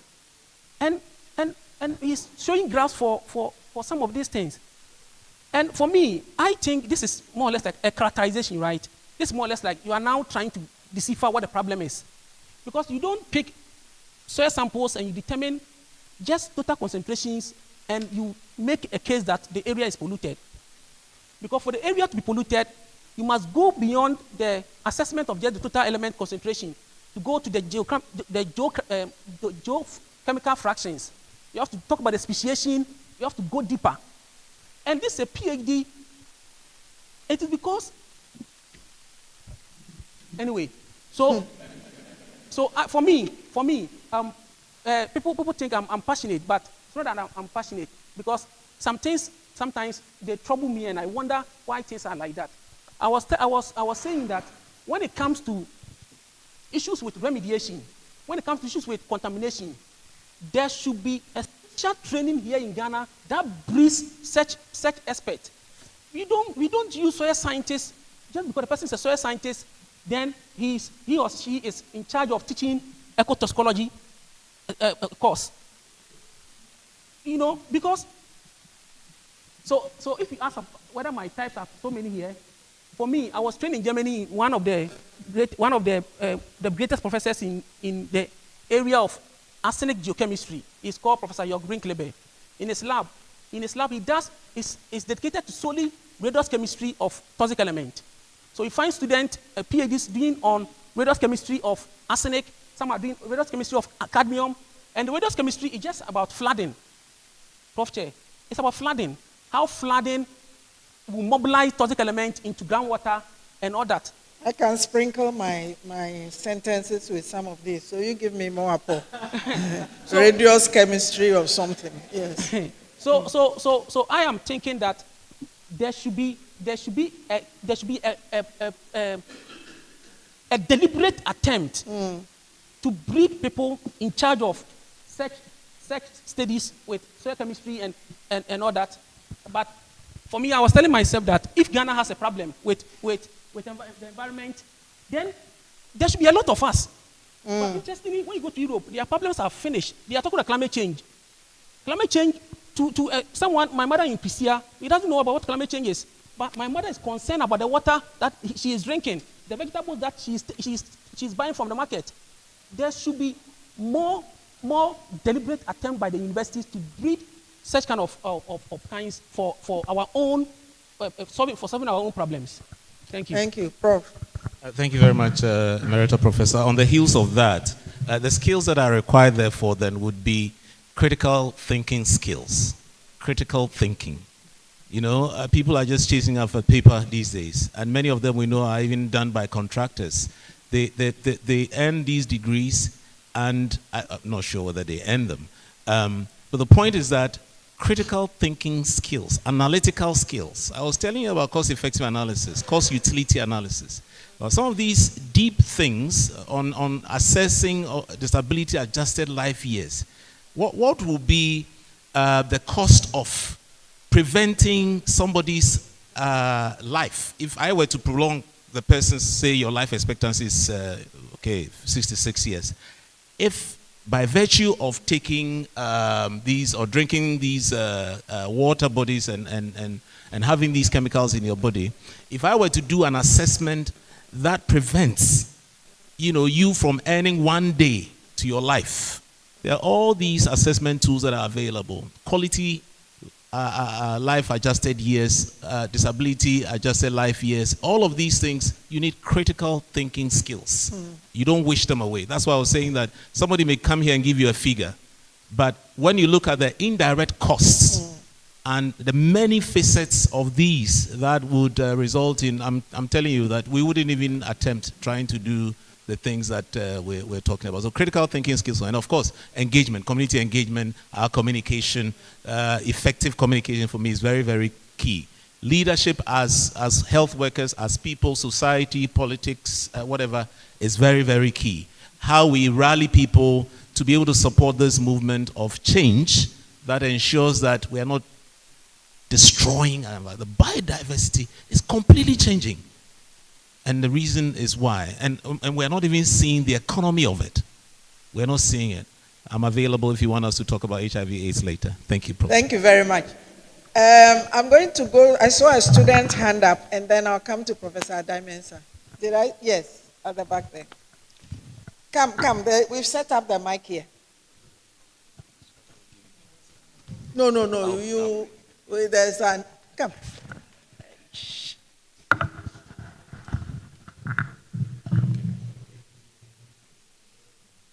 Let's keep it sharp and short, okay? Yeah. Okay. Good evening, everyone. Good evening. Okay, so just to be brief, we would like to express our gratitude to the panel and to the Academy for the opportunity to be here this evening for the lecture. It's been very much impactful. Now, on to the question. Within the presentations, it was mentioned that heavy metals and other menacing substances are deposited in water bodies which serve as supply units for rural areas, and as such, they prove drastic impacts on the health of individuals living in such areas. Is there any means possible by which these contaminant deposits can be extracted from these water bodies? And if so, how far are we as a nation from being beneficiaries of these proven solutions? If there are no such solutions today, does that mean or does that imply that affected individuals and victims will have to live under these prevailing conditions of drastic health impacts and immense environmental degradation rates? Your question will be answered, but note that it's not only rural areas. Okay. These rivers feed into the water systems that we all drink. Okay. So it's not a problem only in rural areas. But it's noted, it will be answered. Okay, thank you. Can you take the mic to Prof. Mensah?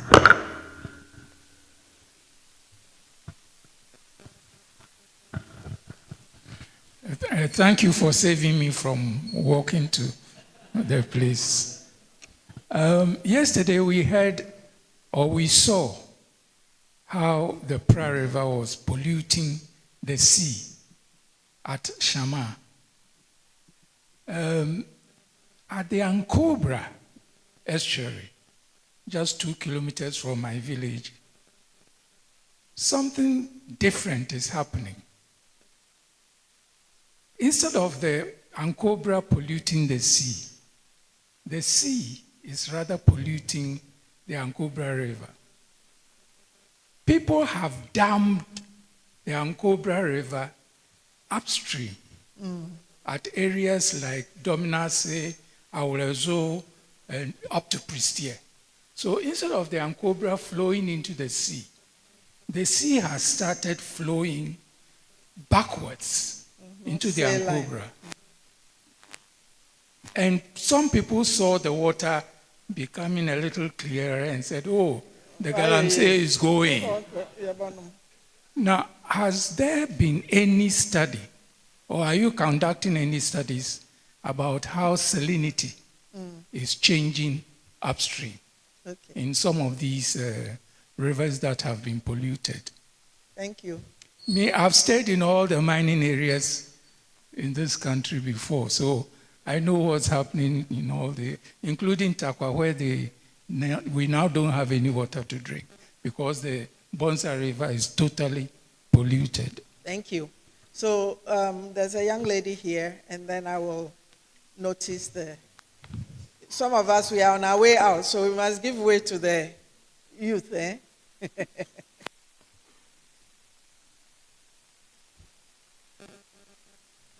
Good evening. Good evening. I go by the name Ajiman Esther, and I'm a student of Accra Girls.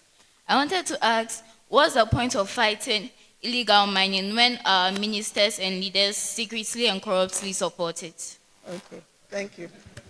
Should have been here yesterday, but it will still be answered. Yes, sir, over here. Yeah, it will be answered. It's been noted. Who is answering that? Hello, good evening. My name is John Kwesukran. Just recently retired from the CSIR. Retired. Yes, 2 issues. The first one to the academy. I don't know whether the EPA and the Ghana Standards Authority were specifically targeted for this program. Because listening to the speakers, EPA should have been here. Ghana Standards Authority should have been here. I don't know. Then my next point goes to Prof. Prof. Owusu-Dabo.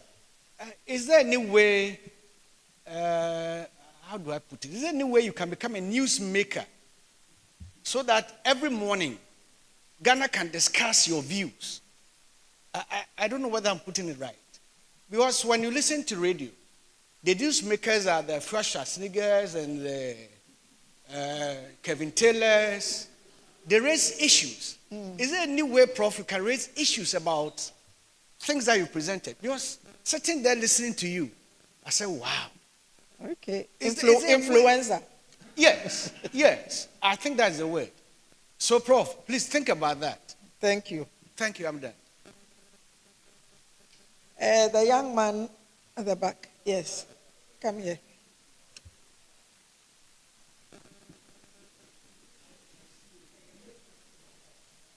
And the precise people, you wouldn't even tell us your names. Eh?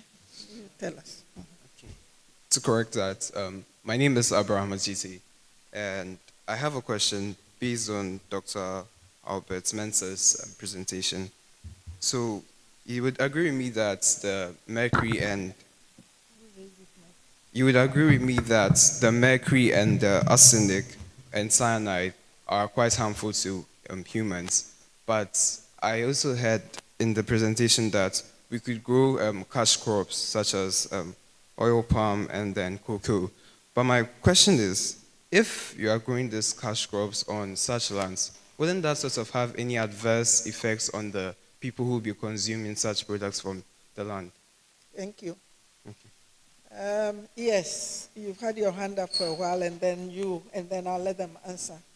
And yeah, I want us to be finishing around 7:30. So. Please introduce yourself. Good evening. My name is Enes Boame. I'm from the Ghana Chamber of Mines. So my Dr. Asante, right?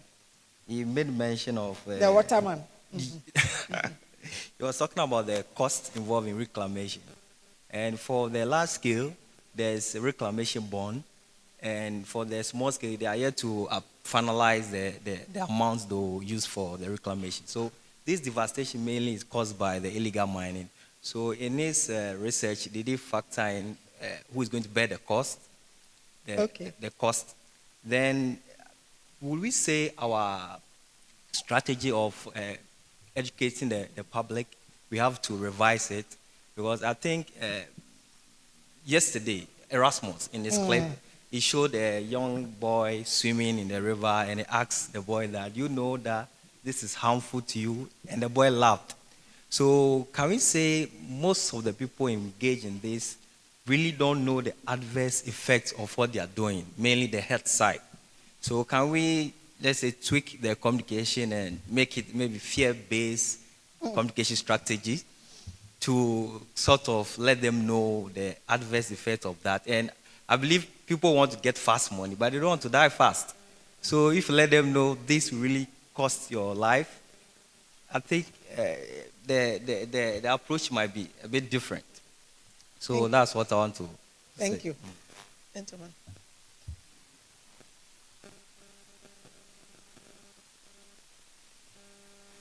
Thank you very much. My name is Michael Doleko, Water Research Institute. So that's my boss. Listening to the seminar from yesterday and today, I realized that the matrices that were discussed most was water, sediment, then a little bit of fish because the rivers empty themselves into the sea. Most people are of the view, especially those of us who stay in Accra, because we depend on Densu and Volta Lake, where Densu not too much polluted with heavy metal, and we think everything is all right. But I don't know whether we've been looking at the foodstuffs, especially tubers, cassava, yam. Those can even be remediated. Some of them have very high absorption ratios and can accumulate these heavy metals. So if a news headline scream that so much mercury arsenic is in cassava, then why should stay in Accra? You know that you will be eating mercury or arsenic. Then people will wake up. So I think we should consider analyzing some of these heavy metals in our tubers, cocoyam, cassava, and yam in particular, because you know Ghanaian, we don't play with our fufu at weekends. That's my contribution. Thank you very much. I think the panel has a lot of questions, and I'm going to ask them. I think you made notes, so please, I also made notes, so if some are not addressed, I'll point your attention to it. Dr. Asante, let's start with you. Thank you. So I will start with the last person, Dr. Michael Doleku. I want to throw the question back to him. In fact, he just completed his PhD. Mm-hmm. So you work under me. So I'm tasking you to do that and then publish it. Yes, sir. Okay, so, and then, Mike, I'm done with you. There was a question there from the pre-second. He asked about the heavy metals treatment in water. Am I right? In river bodies. In river bodies, okay. Yeah. So if we are going to do that, you know, I showed a slide indicating the cost implications. And that is so huge. We can't say we are taking the entire Pra River to remove all the heavy metals in the water and sediment. That will be very huge. So currently, what Ghana Water Limited does is that they abstract the water and then pass the water through the process to eliminate the metals from the water. First of all, they do what you call a flocculation. So for flocculation, all the particles will bind together. They use alum. So they put alum in the water, and then they undergo what we call flocculation. So all the particles will get attached to the alum, and then they will settle. That's what's called flocculation and, coagulation and flocculation. So they coagulate first, and then they flocculate and settle. Now, when they are done with the two processes, then they add activated carbon or charcoal, and that takes care of some of the metals like iron, manganese, and the like. So currently, that is what Ghana Water Limited does to take care of the heavy metals. Now, they are also shifting from the alum to what we call the polymer. Currently, so the alum is aluminum sulfate. And then the more alum you add to the water, the more acidic the water becomes. What happens is that alum will react with aluminium. So alum will react with the alkaline in the water. And then the carbonate and the bicarbonate will be reduced. In so doing, the pH of the water will reduce. So I always advise that, you see, when you go to the villages, they add alum to the water to make the water clear. Once the water is clear, then they use it. But make the check yesterday. Yes, and that's bad. Because the more alum you add, the more acidic the water becomes. We know Ghana Water Limited add alum.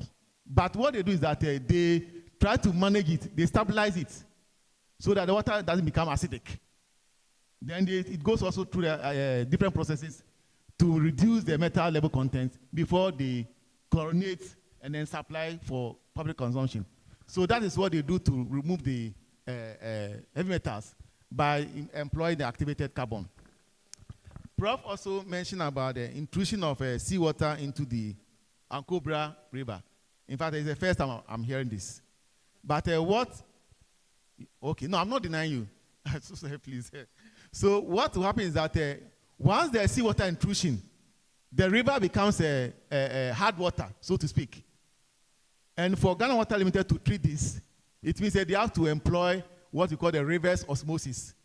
Because the RO basically takes out the ions and the cations from the water and then makes the water fresh. So it's going to add more cost to the treatment if this continues to occur.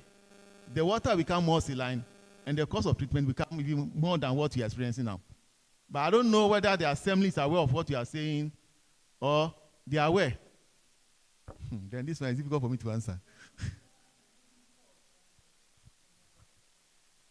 Resources.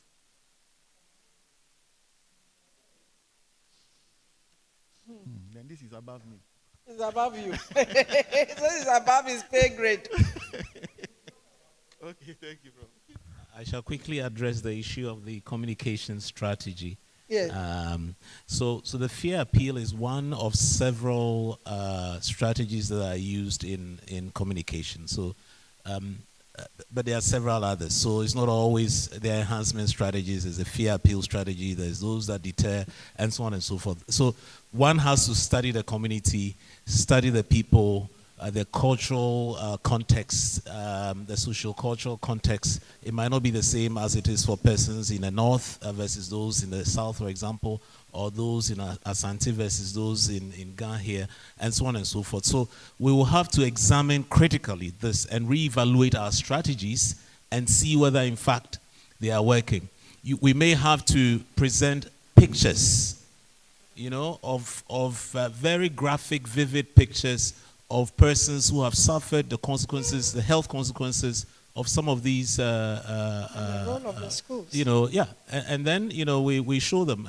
And once you start seeing some of these people come without limbs and they're having all sorts of black lungs and so on and so forth, it helps. I recall that when I was doing some work in tobacco years ago, we had the tobacco body. And what we did was that, you know, you have this, you know, in a very graphical manner, shows you that almost every organ in the human body is affected by smoking. And when you look at it and you see the health consequences, nobody should tell you that this is something that you shouldn't continue. So the fear appeal works. It works up to a point. Several other strategies. It's not one or the other.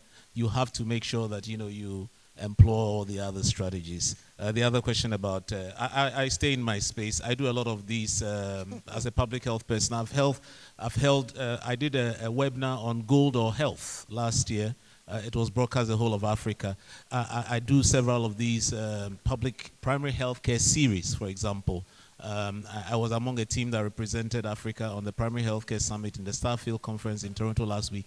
And all we talked about was to revisit some of these strategies of the original ideas of Alma Ata. Prof, I think I want to add my voice to what he said. Yeah. When you watch local TV Yeah. and the content, you wonder whether there are people who think in this country. A lot of local TV. So I can understand the frustration that why is there not more content like this there for public consumption? And I want to add to that we really should make more of an effort. We go to places, we present people here, but in our own countries, people do not hear us. So we really need to find a way to get more of this content into the public sphere so that people can hear and act on it. I agree with you. Thank you. Thank you so much. Yeah, Dr. Mensah. The professor is making me fall in love with him. Yeah, actually, on that Prof chair, when I was in Germany, and the content of the news that they put out, you know, sometimes about space travel. Then you find a young lady there talking about space travel. And there's a TV, that is science TV. What they do is to talk about science, you know. But what's happening in Ghana here is that we have people sit on TV and they tell you, Venn diagram. What has it done for you? Okay, they go like pi r square. What is the significance of pi r square? Pollination, has it put money into your pocket? You see, when I see things like this, then I see not only an ignorant folk, but I see a sad individual. He has forgotten that the pi r square, the pi r square that he's talking about, can be used to fill the tank of petrol, right? The petrol tank. The pi r square can be used to fill how much volume of petrol can be contained in that particular tank. The pi r square itself can also be used in soil science, where if you want to see the amount of or the volume of soil that should be able to contain in the pot in a greenhouse experiment, use pi r square. The person does not actually know that pollination is the one that brought about the food that he eats. And interestingly, these young girls and young boys are watching the television, and they are being influenced. If you ask someone, who is your role model? You know, sometimes it's so funny, some of the names that they do mention. I don't want to mention names here. They won't mention your name. You know, but you see, the point is that everything the school system is teaching you matters. Everything from calculating the area of a circle to circumference to Born-Haber cycle to radius chemistry, everything does matter. You know, when I was doing my PhD, I was talking about radius chemistry. Radius chemistry is just about flooding a place. When you flood a place, addition of water, that is reducing condition. When you drain the place of water, that is what? Oxidation. Addition of what? Oxygen. And if the area is flooded, what happens is that the pore spaces are locked. When the pore spaces are locked, it means that we are going to have more of what? Waterlogged area, because oxygen is going to be what? Depleted. And you can use this thing to explain how mercury can get into your groundwater. You can use it to explain how arsenic can get translocated into the food chain. You know the chemistry of phosphorus and arsenic they are very similar. The chemistry of phosphorus and arsenic, because they all belong to the same group on the periodic table. So what happens is that once you are supplying phosphorus fertilizer to to your soil for it to be taken, the phosphorus fertilizer is going to displace arsenic, and the arsenic is going to get into the food chain. The PRESEC boys are very happy because they are using it as tips for their next national maths and science quiz. You know, and when especially when you also apply manure, potting manure, what happens? The potting manure has quite a number of carbon, okay? So we say that the carbon chemistry is very high. And you know, the carbon chemistry, we have aromatic carbon, we have aliphatic carbons. This carbon chemistry can sequester toxic element. When you apply manure, that carbon can take a lot of, like charcoal. Charcoal is purely carbon. Charcoal is purely carbon. So when you apply charcoal to a place, we have seen that when food is getting spoiled, they add charcoal. Even soup. Yes, it is science. When the place has a lot of scent, they add charcoal. Recently, they are promoting the use of charcoal as toothpaste. They are promoting the use of charcoal as for facial scrub. They are promoting the use of charcoal to the soil. The chemistry of charcoal is that when you grind it, it has a lot of pore spaces. It has a lot of large surface area. Now, when you grind it and add to the soil, it becomes soil amendment. That is biochar. It has a large surface area. So it takes up a lot of the nutrients and stores them. So when you apply compost, because it is mineralized easily, the compost will just wash away and the nutrient will go. But the biochar or the charcoal can store the nutrient over there for a very long period of time for the next cropping season. And that is the science of it when you use it also in treating toxic element, heavy metals. It can store this heavy metal. The man was talking about arsenic and water quality. Aluminium.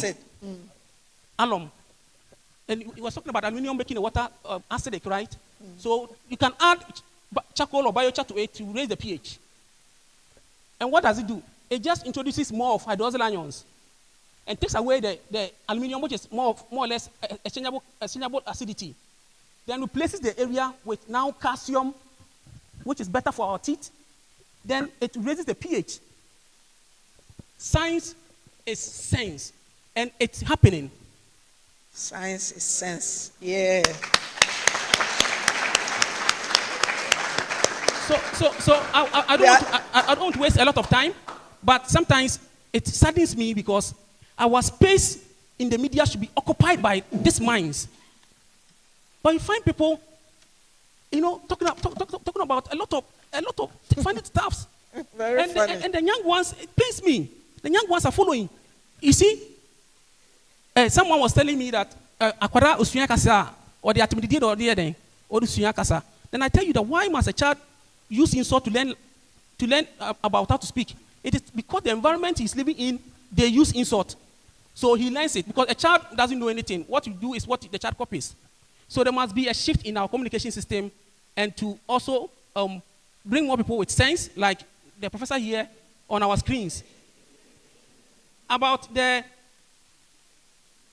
mercury and cyanide being used for planting food crops on soils that are contaminated with mercury and cyanide and arsenic.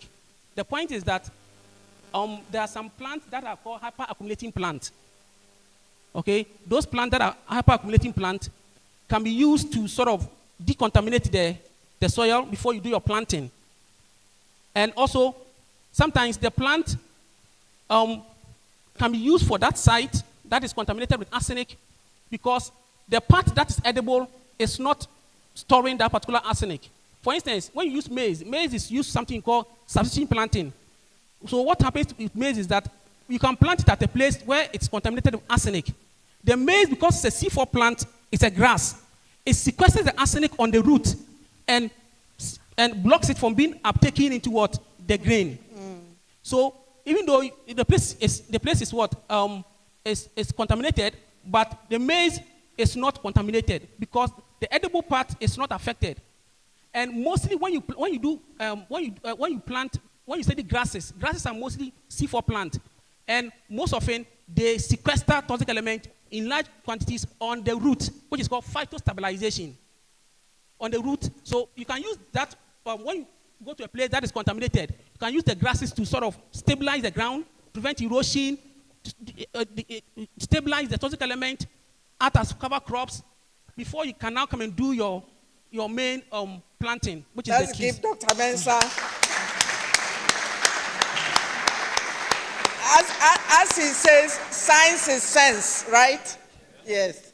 So the question, two questions have not, so you've answered one. There's one about who pays, because you had a lot of calculation.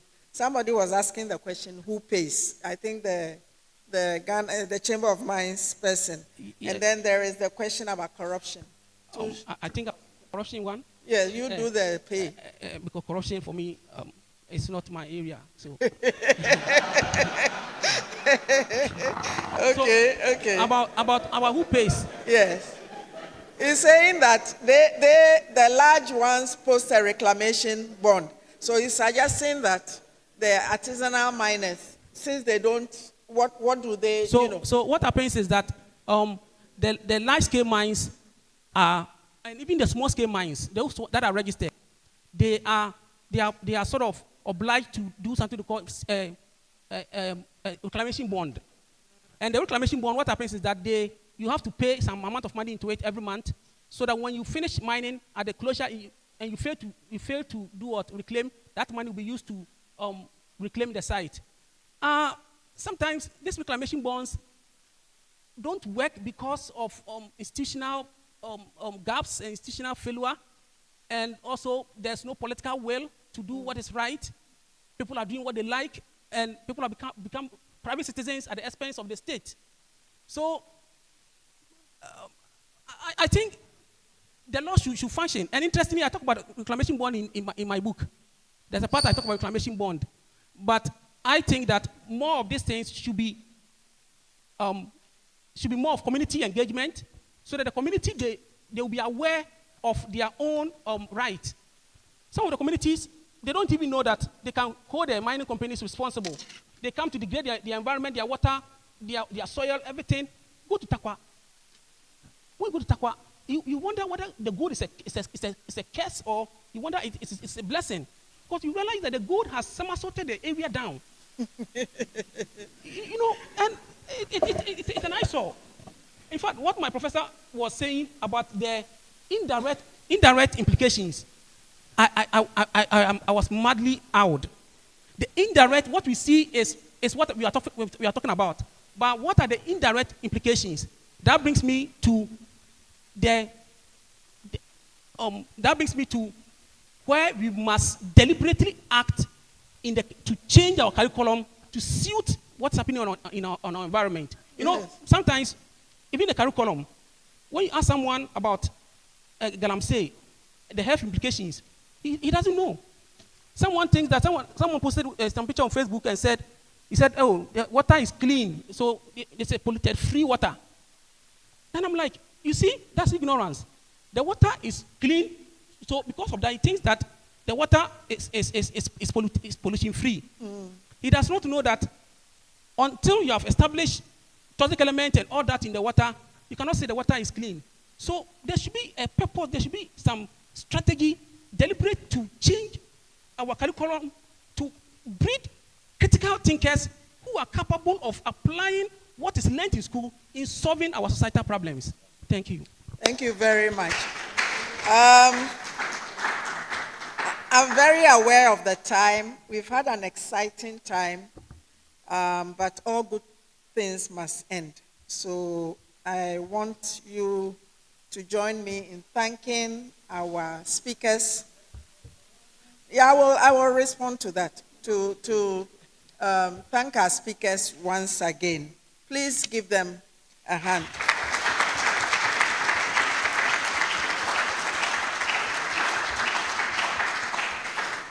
Especially for the knowledge, the deep knowledge, the technical skills, and the passion that they have brought to this topic.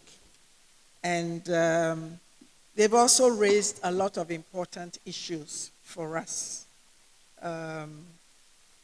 The skills that sometimes we assume to be there, but which are not there. We've learned about radius chemistry. Now, I can, as I said, from this talk, I'll be peppering my own talk with different things: bioaccumulation, bioamalgamation, and all of that, But seriously, they've raised a lot of very serious issues for us, including some things that are of direct interest to the academy, such as the quality of our PhDs, the quality of supervision, and the specializations that we need, the different kinds of specializations, and perhaps the need to look at our curriculum once again. Actually, I was thinking that wouldn't it be nice if we did a national maths and science quiz on GALAMSEY, so that the concepts, the questions that are asked really touch on some of the issues in our environment. Sometimes they look abstract. It's not because pH and things don't have uses, but it's very hard for people to see the applications. But I think that this evening, it has been demonstrated to us, this thing about grasses sequestering different kinds of minerals, so that even if the root is poisonous, the fruit itself is okay. So it allows people to understand what young Dr. Mensah, only 40, is telling us, that science is sense. That we don't have to be afraid. We can sift the chaff from the grain. I'm also going away with this issue. One of the notes, I think, was it? Yes, I think it was when Dr. Mensah was speaking. I had made a note about the need for multidisciplinarity. I mean, a lot of the issues about community engagement, critical thinking, all of that, it's not typically within the sciences. And I think that we really need more multidisciplinarity and interdisciplinarity in what we do, so that social and natural scientists can get together and enrich issues and debate.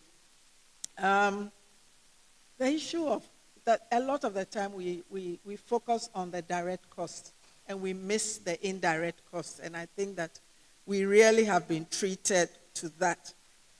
When Dr. Asante mentioned that globally, that 97% of water is saline, and we only have 3% fresh water. And then he was talking about population increase, climate change, and all these factors, and how even if we didn't do anything, our freshwater sources would be decreasing anyway. And here we also have this threat of GALAMSEY. So it really heightens the issue, the scale of the challenge for us. And then we've all been, our minds have been boggled. Just this, so now we know that even the $71,826,000 per hectare is only a direct cost. It does not include, we never talked about the cost of treatment. So there are more direct costs that we must add. And then the indirect costs, So the importance of research. And I was wondering, I was thinking that for all of this, perhaps we need a mining-specific research fund to look at different aspects, Chamber of Mines and all the companies, How do we really ensure that we're bringing all this knowledge together, we are harnessing it, and we are also finding out new things that we do not know, that we are planning for the future. So it's not just scholarships at UMAT or this. This is a big area, We haven't talked much about Northern Ghana, but we know that there are large gold deposits there and things are happening. So where is the research on some of those areas? We need a lot of research and data on these issues. The call to action, the need to really, and I liked Professor Dabo's very holistic approach to how he did his presentation. So we're looking at, public health emergency, we're looking at something as a developmental issue, and we are linking it to the SDGs and the Africa Union's Agenda 2063, etc. Now, the issue of corruption. Yesterday, we talked a lot about that issue. And we cannot say that because the politicians are not going to do it, we won't do it. We have to oblige them. We have to shame them. We are the citizens. This country belongs to all of us. And I think yesterday, in the presentations, they called out the politicians. They gave praise where it was due, but they also pointed out the half-truths and the participation of politicians in creating some of the problems. So today, if you have not heard much about corruption, it's because we were focused on the cost of remediation, the cost of repair, But this is all part of the work that needs to be done. And I believe that we have been treated to excellent discussions. I think that it's also renewed some of the hope that these are issues that can be addressed and that we have to develop the skills, which means that especially for young people, there are lots of choices when it comes to subjects to study. I think that we tend to think about very few subjects. Soil science doesn't look sexy, right? It's so boring. Who wants to make? Your fingers will get dirty. You'll get in your toe, fingernails and all of that.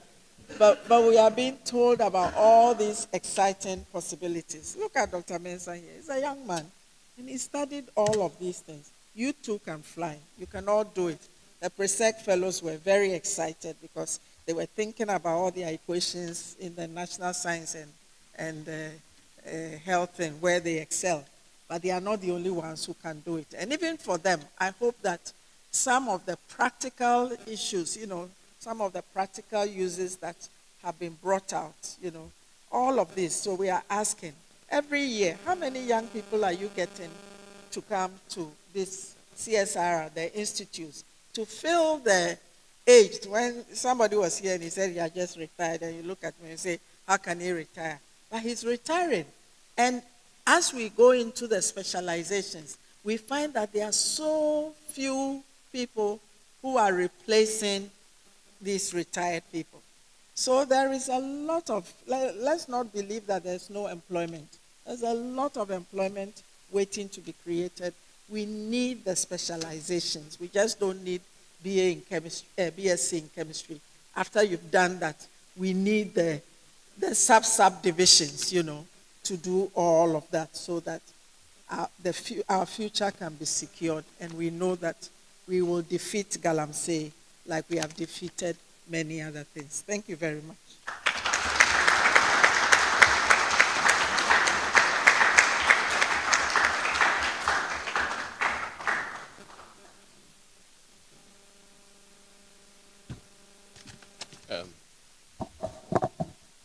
Right. I think our chair deserves a resounding round of applause.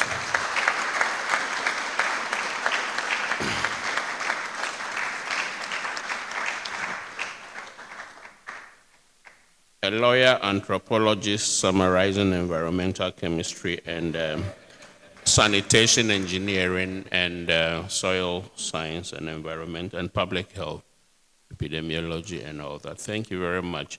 All too soon, we've come to the end of the two exciting sessions. We acknowledge again our sponsors, Bank of Ghana, Access Bank Ghana. We special recognition to our young colleagues from PRESEC and also from Accra Girls. It is just to say that we thank the speakers as the chair has done, and to announce to us that tomorrow we invite all of us for day 3, the final day of this GALAMSEY Revisited series. For students, we appreciate your being here, and we kindly ask that you take your refreshment along so that you can get back to your campuses early fellows and dignitaries and invited guests, you may go to the fellows' lunch for also refreshment. I think that is about it. We acknowledge the presence of our all the guests who have joined us online. One more question, one more answer. The EPA boss the link has been shared with her. She has acknowledged it. So on this note, I will say thank you all, and I may kindly ask that we respectfully rise up as the speakers leave the podium. Thank you. Have a good evening.